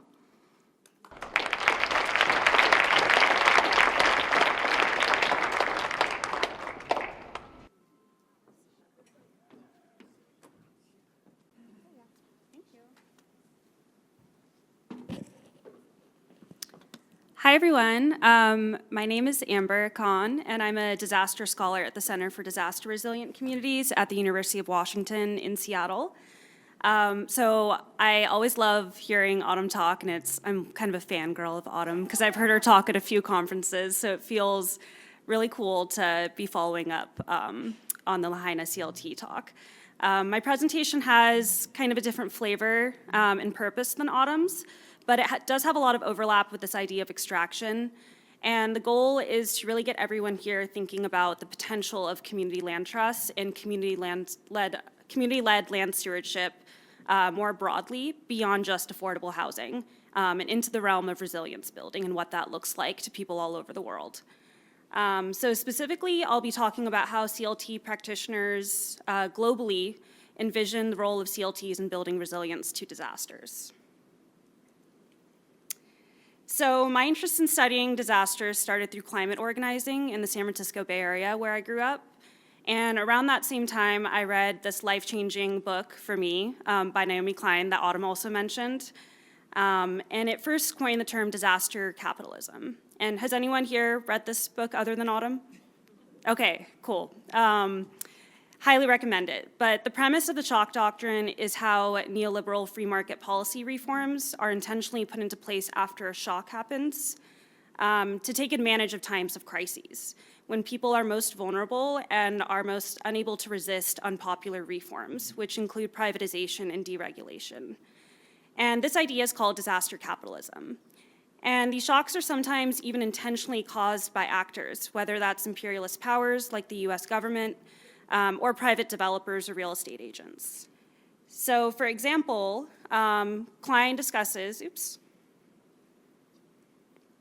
wow, it really goes, okay. Klein discusses the 1973 US-backed military coup of President Allende in Chile, which caused massive civil unrest and allowed General Pinochet to come to power. And Pinochet really dismantled social institutions, suppressed labor union organizing, and privatized entire state enterprises, including housing and public utilities. And these impacts are still really being felt by Chileans today. Klein also discusses how following Hurricane Katrina, private military contractors and other politically connected corporations rapidly entered the disaster zone to profit from destruction. Right after Katrina and right after massive disasters, democratic norms often vanish and corporate agendas can really be swiftly implemented. In Katrina, it showed up by privatizing public schools and demolishing a lot of the city's public housing units. And in Lahaina and many other places around the world, we see this theme of disaster capitalism emerging more and more and manifesting in different ways, which is getting worse and displacing more communities as these disasters accelerate. And something that should always be prefaced when I'm using the term disasters is that the climate crisis we're experiencing right now is a direct result of colonialism and violence against land and indigenous people, as well as ongoing neglect of racially and economically marginalized people by the current systems that we have in place. The continuation of these violent extractive systems is resulting in post-disaster land speculation, skyrocketing water usage and land development, and wealth inequality between everyday people and the rich, all as ongoing colonialism leads to more emissions and climate change that brings on more disaster. And like Autumn said, I'm hearing this theme this whole morning, but these systems really need to change if we want a more equitable and just world for the coming generations. So it's really clear that these corporate actors have a leg up to harness shocks through their power and their capital and their influence. But all over the world, people are fighting back creatively. And sometimes they're doing this physically by providing aid and organizing care networks, also known as mutual aid. Sometimes through defending land, which the burden of this really falls on indigenous people all over the world. And other times through creative solutions that work within the capitalist system, such as community land trusts. So the question that really keeps me up at night as a disaster researcher and drives my passion for studying community land trusts is this question of how can communities harness shocks to build power? So during my PhD, I'd been thinking for a few years about how cool CLTs were and similar models for addressing both housing and climate crises. And like Lahaina CLT folks, I had the chance to attend the gathering last year in Walla Walla, thanks to my friend Vince, who's here in the audience, and the board for giving me a scholarship to attend. But I did feel like some folks I talked with were very confused about why a disaster researcher was there. So it feels really full circle this year to come back and kind of give this presentation about what I've been working on. So my excitement with CLTs lies in their ability to really be adjusted to a community's needs and serve a lot of different purposes all at once. To me, CLTs have resilience innately built into them. First, they provide permanent protection and affordability by keeping land off the speculative market, which keeps affordability for future generations. This also provides choice for a community who can use the CLT to build housing, promote a local economy, farm, or preserve art and culture. Permanent affordability can prevent displacement and keep long-term residents rooted. And at an organizational level, the flexibility allows CLTs to invest in what a community actually wants instead of what the market wants. Ultimately, this resilience, when a shock occurs, really builds because a CLT can adapt to the needs of a community and prevent locals from being pushed out, as we see in Lahaina. Secondly, CLTs inherently build social capital, also known as connections between people. The democratic decision-making process builds relationships often built on mutuality and trust. And time again, research has shown that in disaster settings, knowing your neighbor is the #1 predictor of better preparedness, response, and recovery. By building communal spaces and trust through social ties, CLT residents are better set up for helping each other out during a disaster. And then similar to the two other categories, CLTs provide agency to everyday people like us in this room to have a say in our wants and needs around where we live and the use of land rather than dictating decision-making to external developers. Also, the ability to reinvest wealth into a neighborhood and keep local people rooted supports economic and social empowerment. And this is especially true for low-income folks, racially marginalized people, Indigenous communities, and other people living at the intersection of identities that have really been neglected by elites and the government. So my research goal in all this work is to really build advocacy and knowledge around the power of CLTs, specifically in this realm of disaster and climate resilience. So to do this, I'm currently conducting an international study with the International Center for CLTs on how CLTs can build climate resilience and to share some of the findings out with you all today. And the first question I had was, what are the best practices, barriers, and opportunities for implementing climate resilience at CLTs? And then what are the key characteristics that enable CLTs to support climate resilience? So this word resilience is thrown around really wildly all the time, but essentially it means that communities are prepared for today's climate risks and can thrive in the face of tomorrow's challenges. And some people really have beef with this term because it puts a lot of pressure on certain communities to experience disaster after disaster, such as in Puerto Rico, where they're just expected to bounce back. So take it with a grain of salt. But the first part of resilience is mitigation, and this means to reduce greenhouse gas emissions to prevent climate change from getting worse. In housing, this is often done through building smaller homes or improving energy efficiency. In land stewardship, this could mean restoring and nurturing land or engaging in sustainable agriculture. Food sovereignty also helps with mitigation by moving away from reliance on external agriculture and mitigating emissions. Adapting to climate change means adjusting to the impacts of climate change that are already happening or are going to happen. And this can encompass a really wide range of strategies. So strengthening infrastructure through insurance mechanisms or implementing new policies for climate-related risks, using nature-based solutions, engaging in mutual aid and building community ties, and of course, returning stolen land to Indigenous people who know best how to care for that land. Mitigation and adaptation, I should say, can overlap at times. So building energy efficient structures that are elevated above water or made of fire resistant materials can both reduce emissions while adjusting to a changing climate. And then recovery involves rebuilding, whether that's infrastructure, restoration of land, or strengthening community. And a resilient system is one that can effectively recover from climate impacts while still retaining the culture of a place or a community. Some examples of this are incorporating like green infrastructure, like rain gardens or bioswales for flooding events and when you're building back. And then all of three of these, mitigation, adaptation, and recovery, overlap in different ways, but strengthening all of them really builds resilience to climate change. And encompassed in all of this is this core value of climate equity and justice, recognizing that climate change does not impact people equally. It's been repeatedly shown that low-income, disabled, unhoused, incarcerated, racial minorities, elderly, and otherwise marginalized people are really bearing the brunt of climate impacts.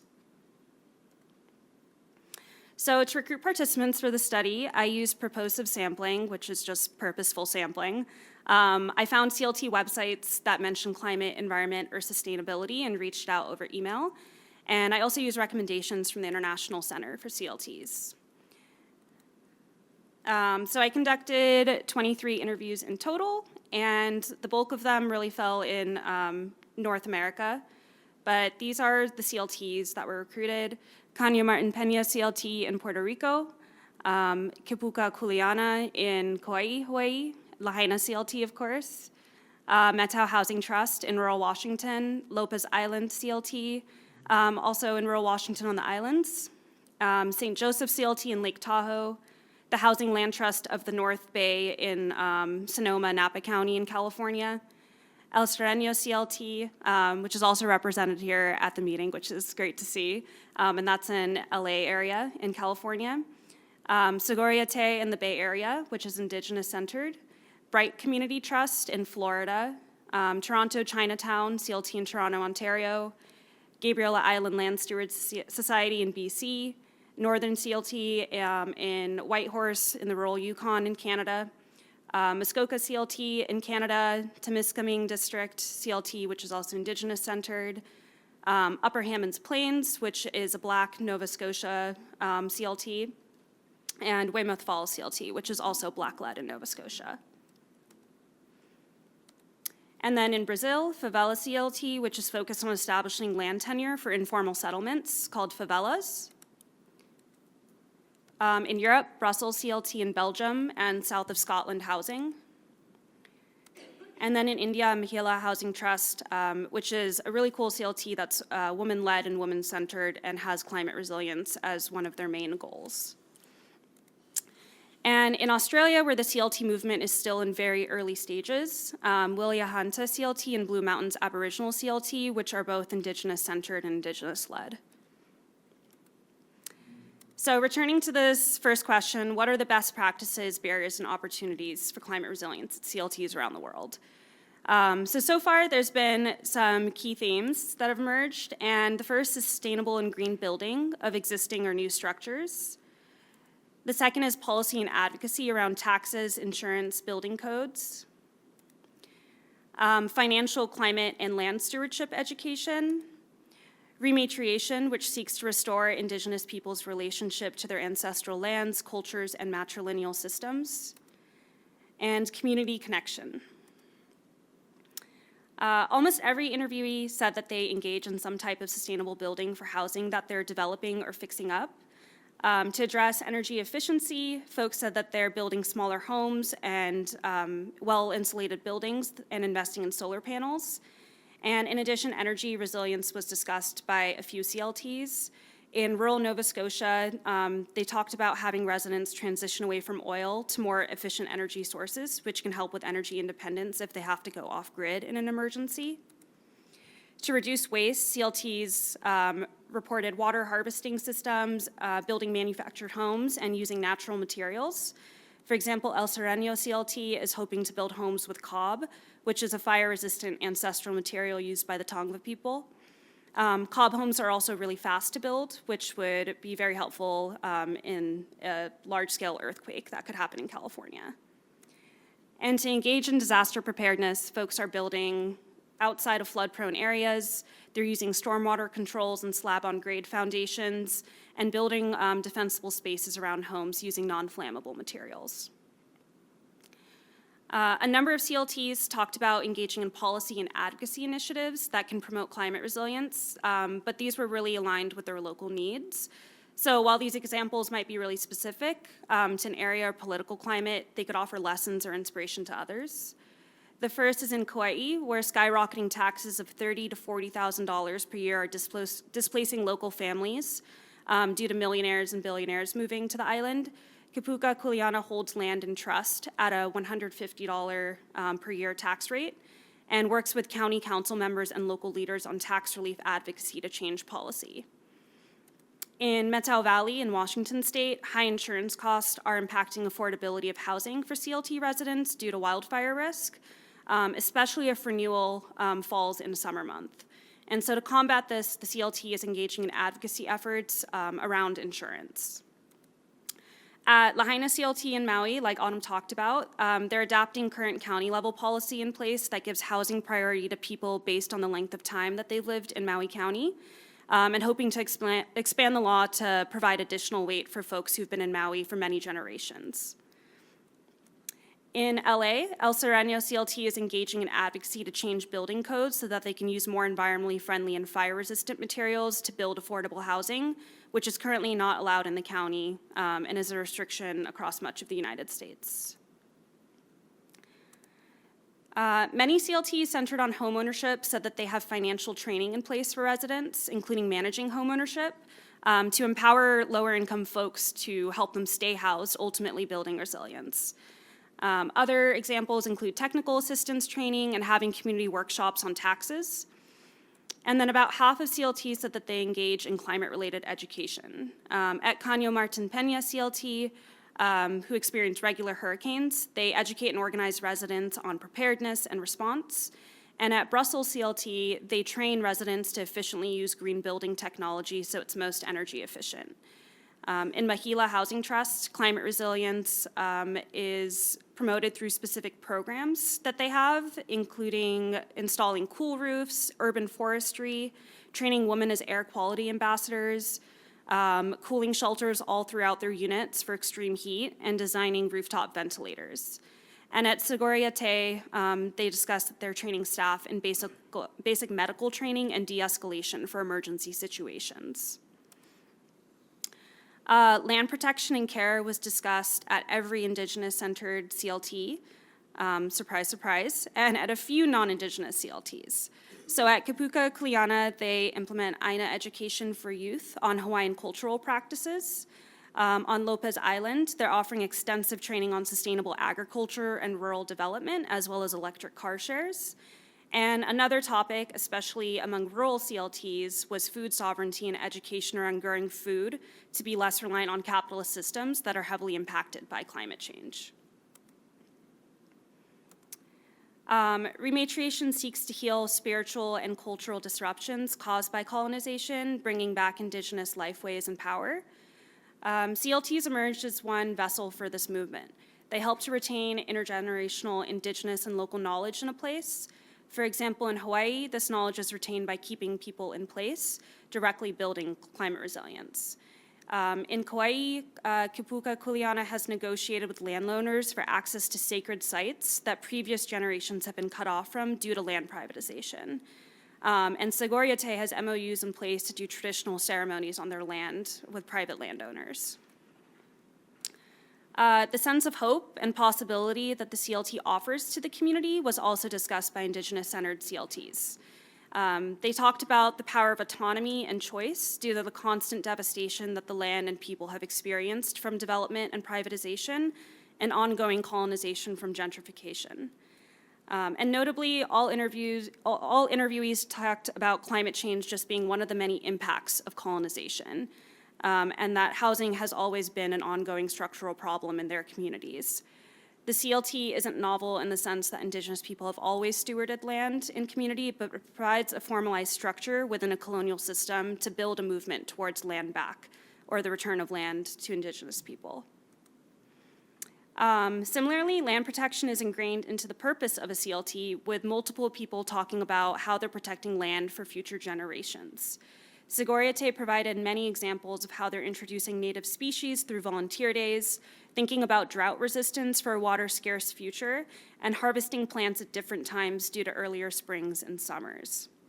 Land tax mechanisms were also discussed by 3 Indigenous-centered CLTs who are using it as a finance mechanism for settlers and visitors to give back to the land and the people through the CLT model.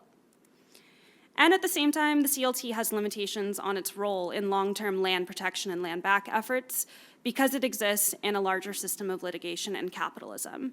While it can provide the platform to strategize, build community, and create new collective practices, that will hopefully remain if nonprofits are stripped of their status. Every study participant discussed the community component of the community land trust and how community connection is what builds resilience to climate change and disasters. And part of what might make this resilience stronger is having pre-established relationships in place that tie people together to each other and to a place. For example, in Brazil and Puerto Rico, folks said that people in the neighborhood already know each other, but the CLT strengthens these ties because it provides certain resources and connections. In Lahaina, folks reported that social capital was really essential for getting initial and continued funding since they weren't starting from ground zero in relationship building. Many CLTs engage in activities that bring residents together to build trust, which will ultimately help in a disaster. At El Sereno, they're doing this through a multicultural garden. On Lopez Island, members build cooperative homes together called Sweat Equity. Brussels CLT offers activities such as bicycle lessons, participatory budgeting, and after-school activities for the youth. And Weymouth Falls creates bylaws through community consensus. And a few folks discussed how this community building aspect is especially important for rural and low-income folks who often have less resources to recover post-disaster, so they're very reliant on each other. Agency and empowerment was also discussed. El Sereno involves families in the design and rehabilitation of the homes that they live in and engages them in property management so that they can be their own landlords, and this empowers them in decision-making.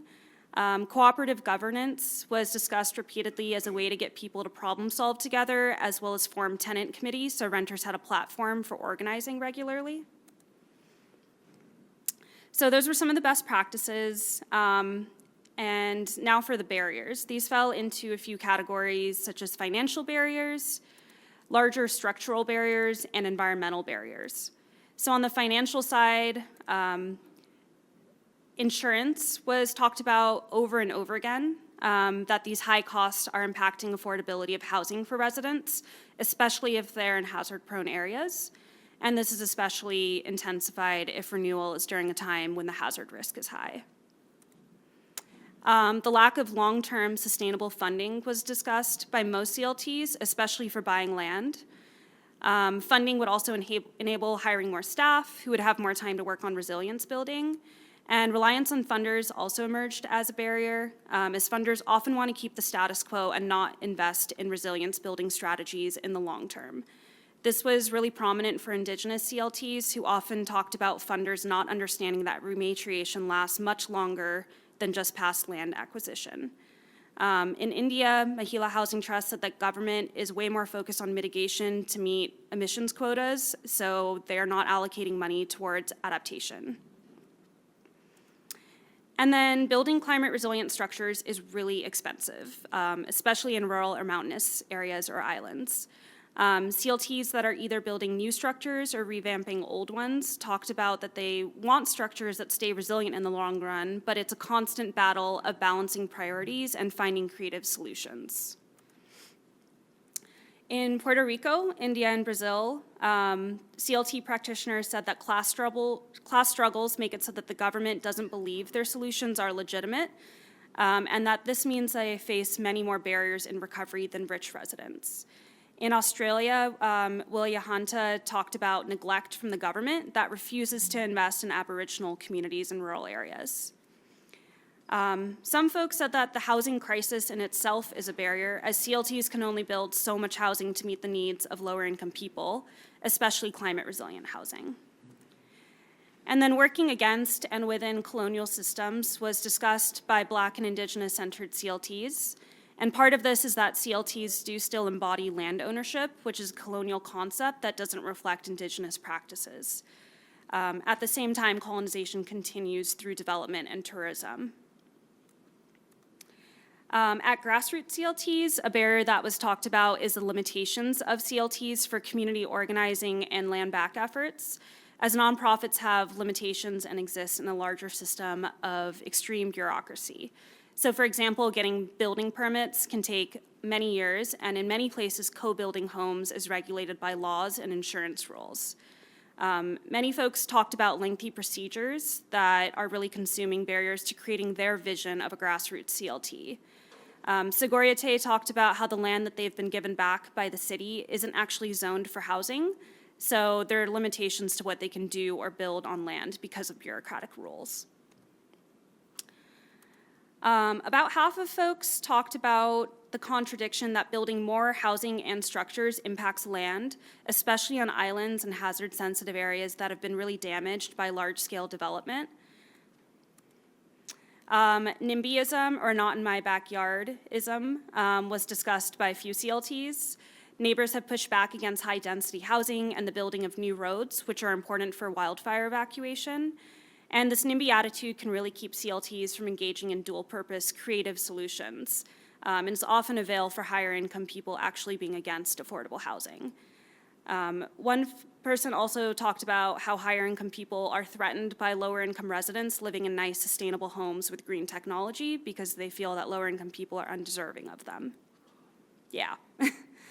In Europe, the concept of green gentrification was talked about a lot. They have really high energy standards for building stock in Europe, which causes lower income people who can't afford renovations to be displaced. So that was kind of negative, but looking ahead, opportunities. There were a lot of really creative strategies that folks talked about, which are often tied to the local context of a CLT's experience, their needs and their struggles. And so these fell into mutual learning, innovation, and centering land stewardship. Sorry, I think my PowerPoint got a little messed up. But a lot of folks talked about best practices for overcoming barriers around land titles, land stewardship and resilience, funding, green building strategies, rematriation, and experiences from past disasters. At the same time, people said that they're participating in movement building by sharing what they've learned because they recognize the shared struggles of displacement that a lot of us are facing around the world. For example, Weymouth Falls participated in a Liberated Land Trust tour where they went to different CLTs in the US that are Black or Indigenous-led, and they learned from other folks and brought back ideas to their own community, including community mapping activities to understand their own community's needs. Ultimately, relationship building through networks, including regional networks such as the Northwest Community Land Trust Coalition, can help CLTs incorporate new practices and prevent learning from scratch. Multiple people said that they would like a convening space for discussing climate issues and solutions related to CLTs. And this is something that we're doing at the International Center for CLTs and having about monthly to bi-monthly discussions around climate resilience and CLTs. Innovation, which I think is what the CLT model is in itself, was discussed as a really necessary step to address climate change. So taking risks with new building models and materials, including locally sourced natural materials. In Australia, they're engaging really heavily with philanthropic funders to legitimize the CLT model while also providing funding for a sustainable building that's heat sensitive. In Toronto, Chinatown, they're innovating by centering a decolonial framework for their organization, and they're imposing a land back tax to give all the money back to First Nations. And then CLTs in both urban and rural settings discussed a really holistic view of CLTs and how they'd like to create sustainable and locally based economies by growing food and providing jobs to locals so that they don't have to rely on exports and can keep local people employed and present in the community. Sigoriate has established 4 local emergency preparedness hubs called Hemecas, which means in one place, in Chochenyo. Hemecas have culturally relevant support and offers seed libraries, natural medicine, and supplies for emergencies, including communication devices. And then gaining support from local government and funders was continuously brought up as a way to build resilience to bring in more funding and support. Mahila Housing Trust engages heavily with city government to co-create city-level plans around climate resilience and urban development for their units, and they often then work to implement the plans at the citizen level. And then, of course, learning from other CLTs and having their support helps for better engagement and movement building. So centering land stewardship also was talked about a lot at both Indigenous and non-Indigenous CLTs. It was concentrated among POC, but while a goal at many of the CLTs is to develop more building for housing, preserving land really needs to be discussed and centered as development is contributing significantly to community-level impacts of climate change. And then using natural materials was talked about a lot that are more environmentally friendly and more affordable, as well as faster to use and builds than less sustainable materials. A few folks talked about holistic housing that promotes health and well-being, including living areas that incorporate areas for people to interact through gardening. And then branching off from this, a lot of Indigenous-centered CLTs talked about culturally relevant housing, which promotes communal spaces and places to practice ceremony. So for the second part of this, what are the key characteristics that enable CLTs to support climate resilience? Almost every CLT discussed the value of flexibility and choice is a strength of community land trusts. And this ability to be flexible and adapt to communities' needs allows them to decide if they want to invest in sustainable building, save funds for climate-related projects such as building roads or thinning brush, or create really unique programming around resilience. So in Tahoe, they created a motel to housing program to keep low-income families housed, and they provide them with small grants for down payments and rent. And this was really heavily utilized after a wildfire displaced every single one of their tenants who were living in a parking lot. So they were able to quickly transfer over to a hotel and stay there for up to 6 months. So not a permanent solution, but the CLT was able to step in for temporary housing. CLTs also allow for addressing a lot of goals all at once. So Kipuka Kuleana uses the flexibility of the CLT to function as a blend of conservation land trust and social service provider to locals, rather than just building more housing. And a final note on adaptability is that it can also adapt the way that people think about housing. Rather than a service dictated by the market, CLTs offer an opportunity to change the view of property to collective ownership, therefore decommodifying housing. And this is a quote from Kipuka Kuleana discussing adaptability of CLTs to disaster shocks and beyond.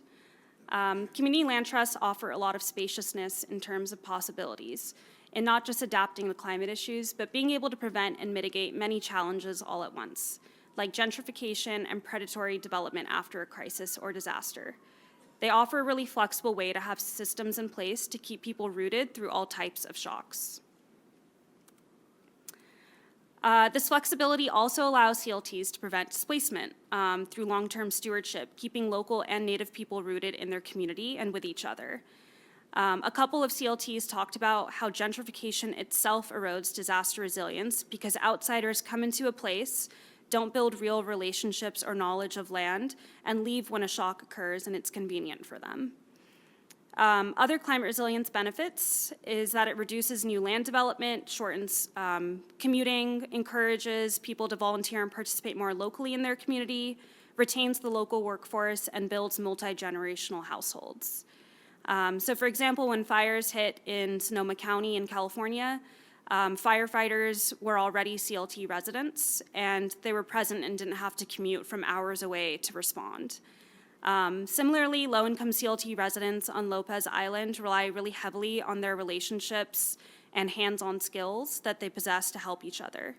Ultimately, people said that keeping people in place helps foster land stewardship, in-place adaptation, and community support.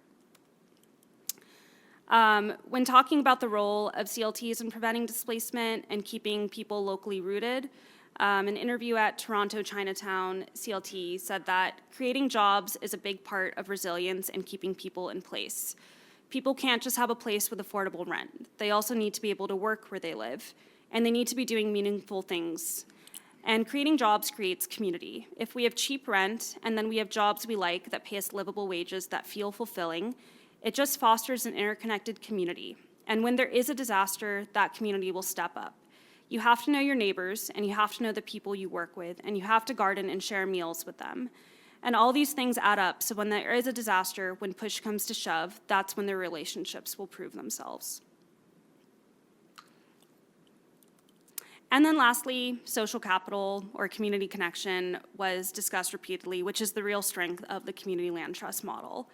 Folks in rural areas said that the thing that they're worried about is if a big earthquake or isolation event takes communication out to people for weeks, that they have each other and the community land trust neighbors have each other's backs. At Lahaina CLT, they talked about the CLT itself being a resilience hub, because it's not really the physical structures that build community connection, it's people.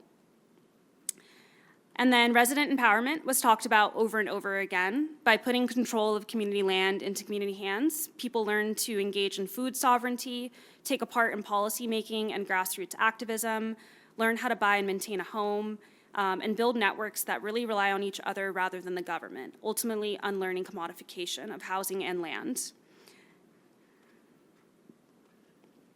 And then this is a final quote from Lopez Island. I think this really encompasses how CLTs build community cohesion for better resilience.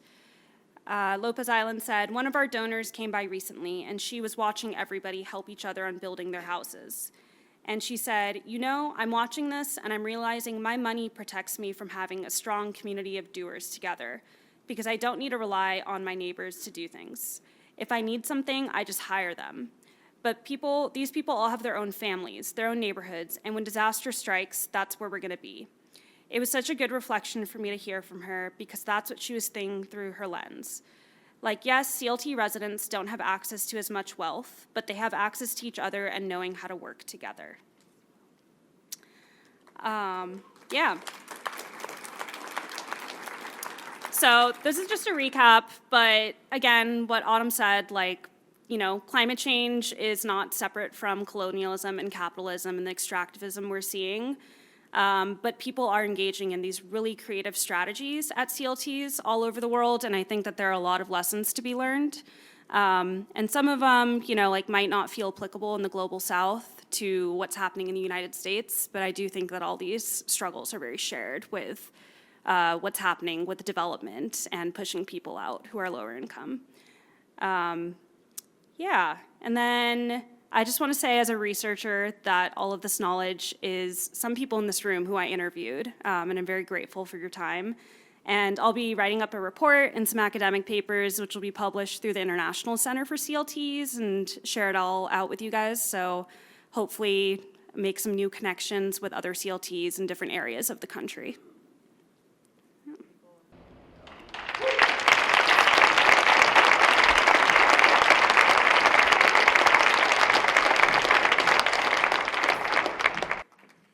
Thanks to both Amber and Autumn. That was amazing. I feel like we're very well grounded from like a high level. We're going to be ready to go into these deep dives in our breakouts now.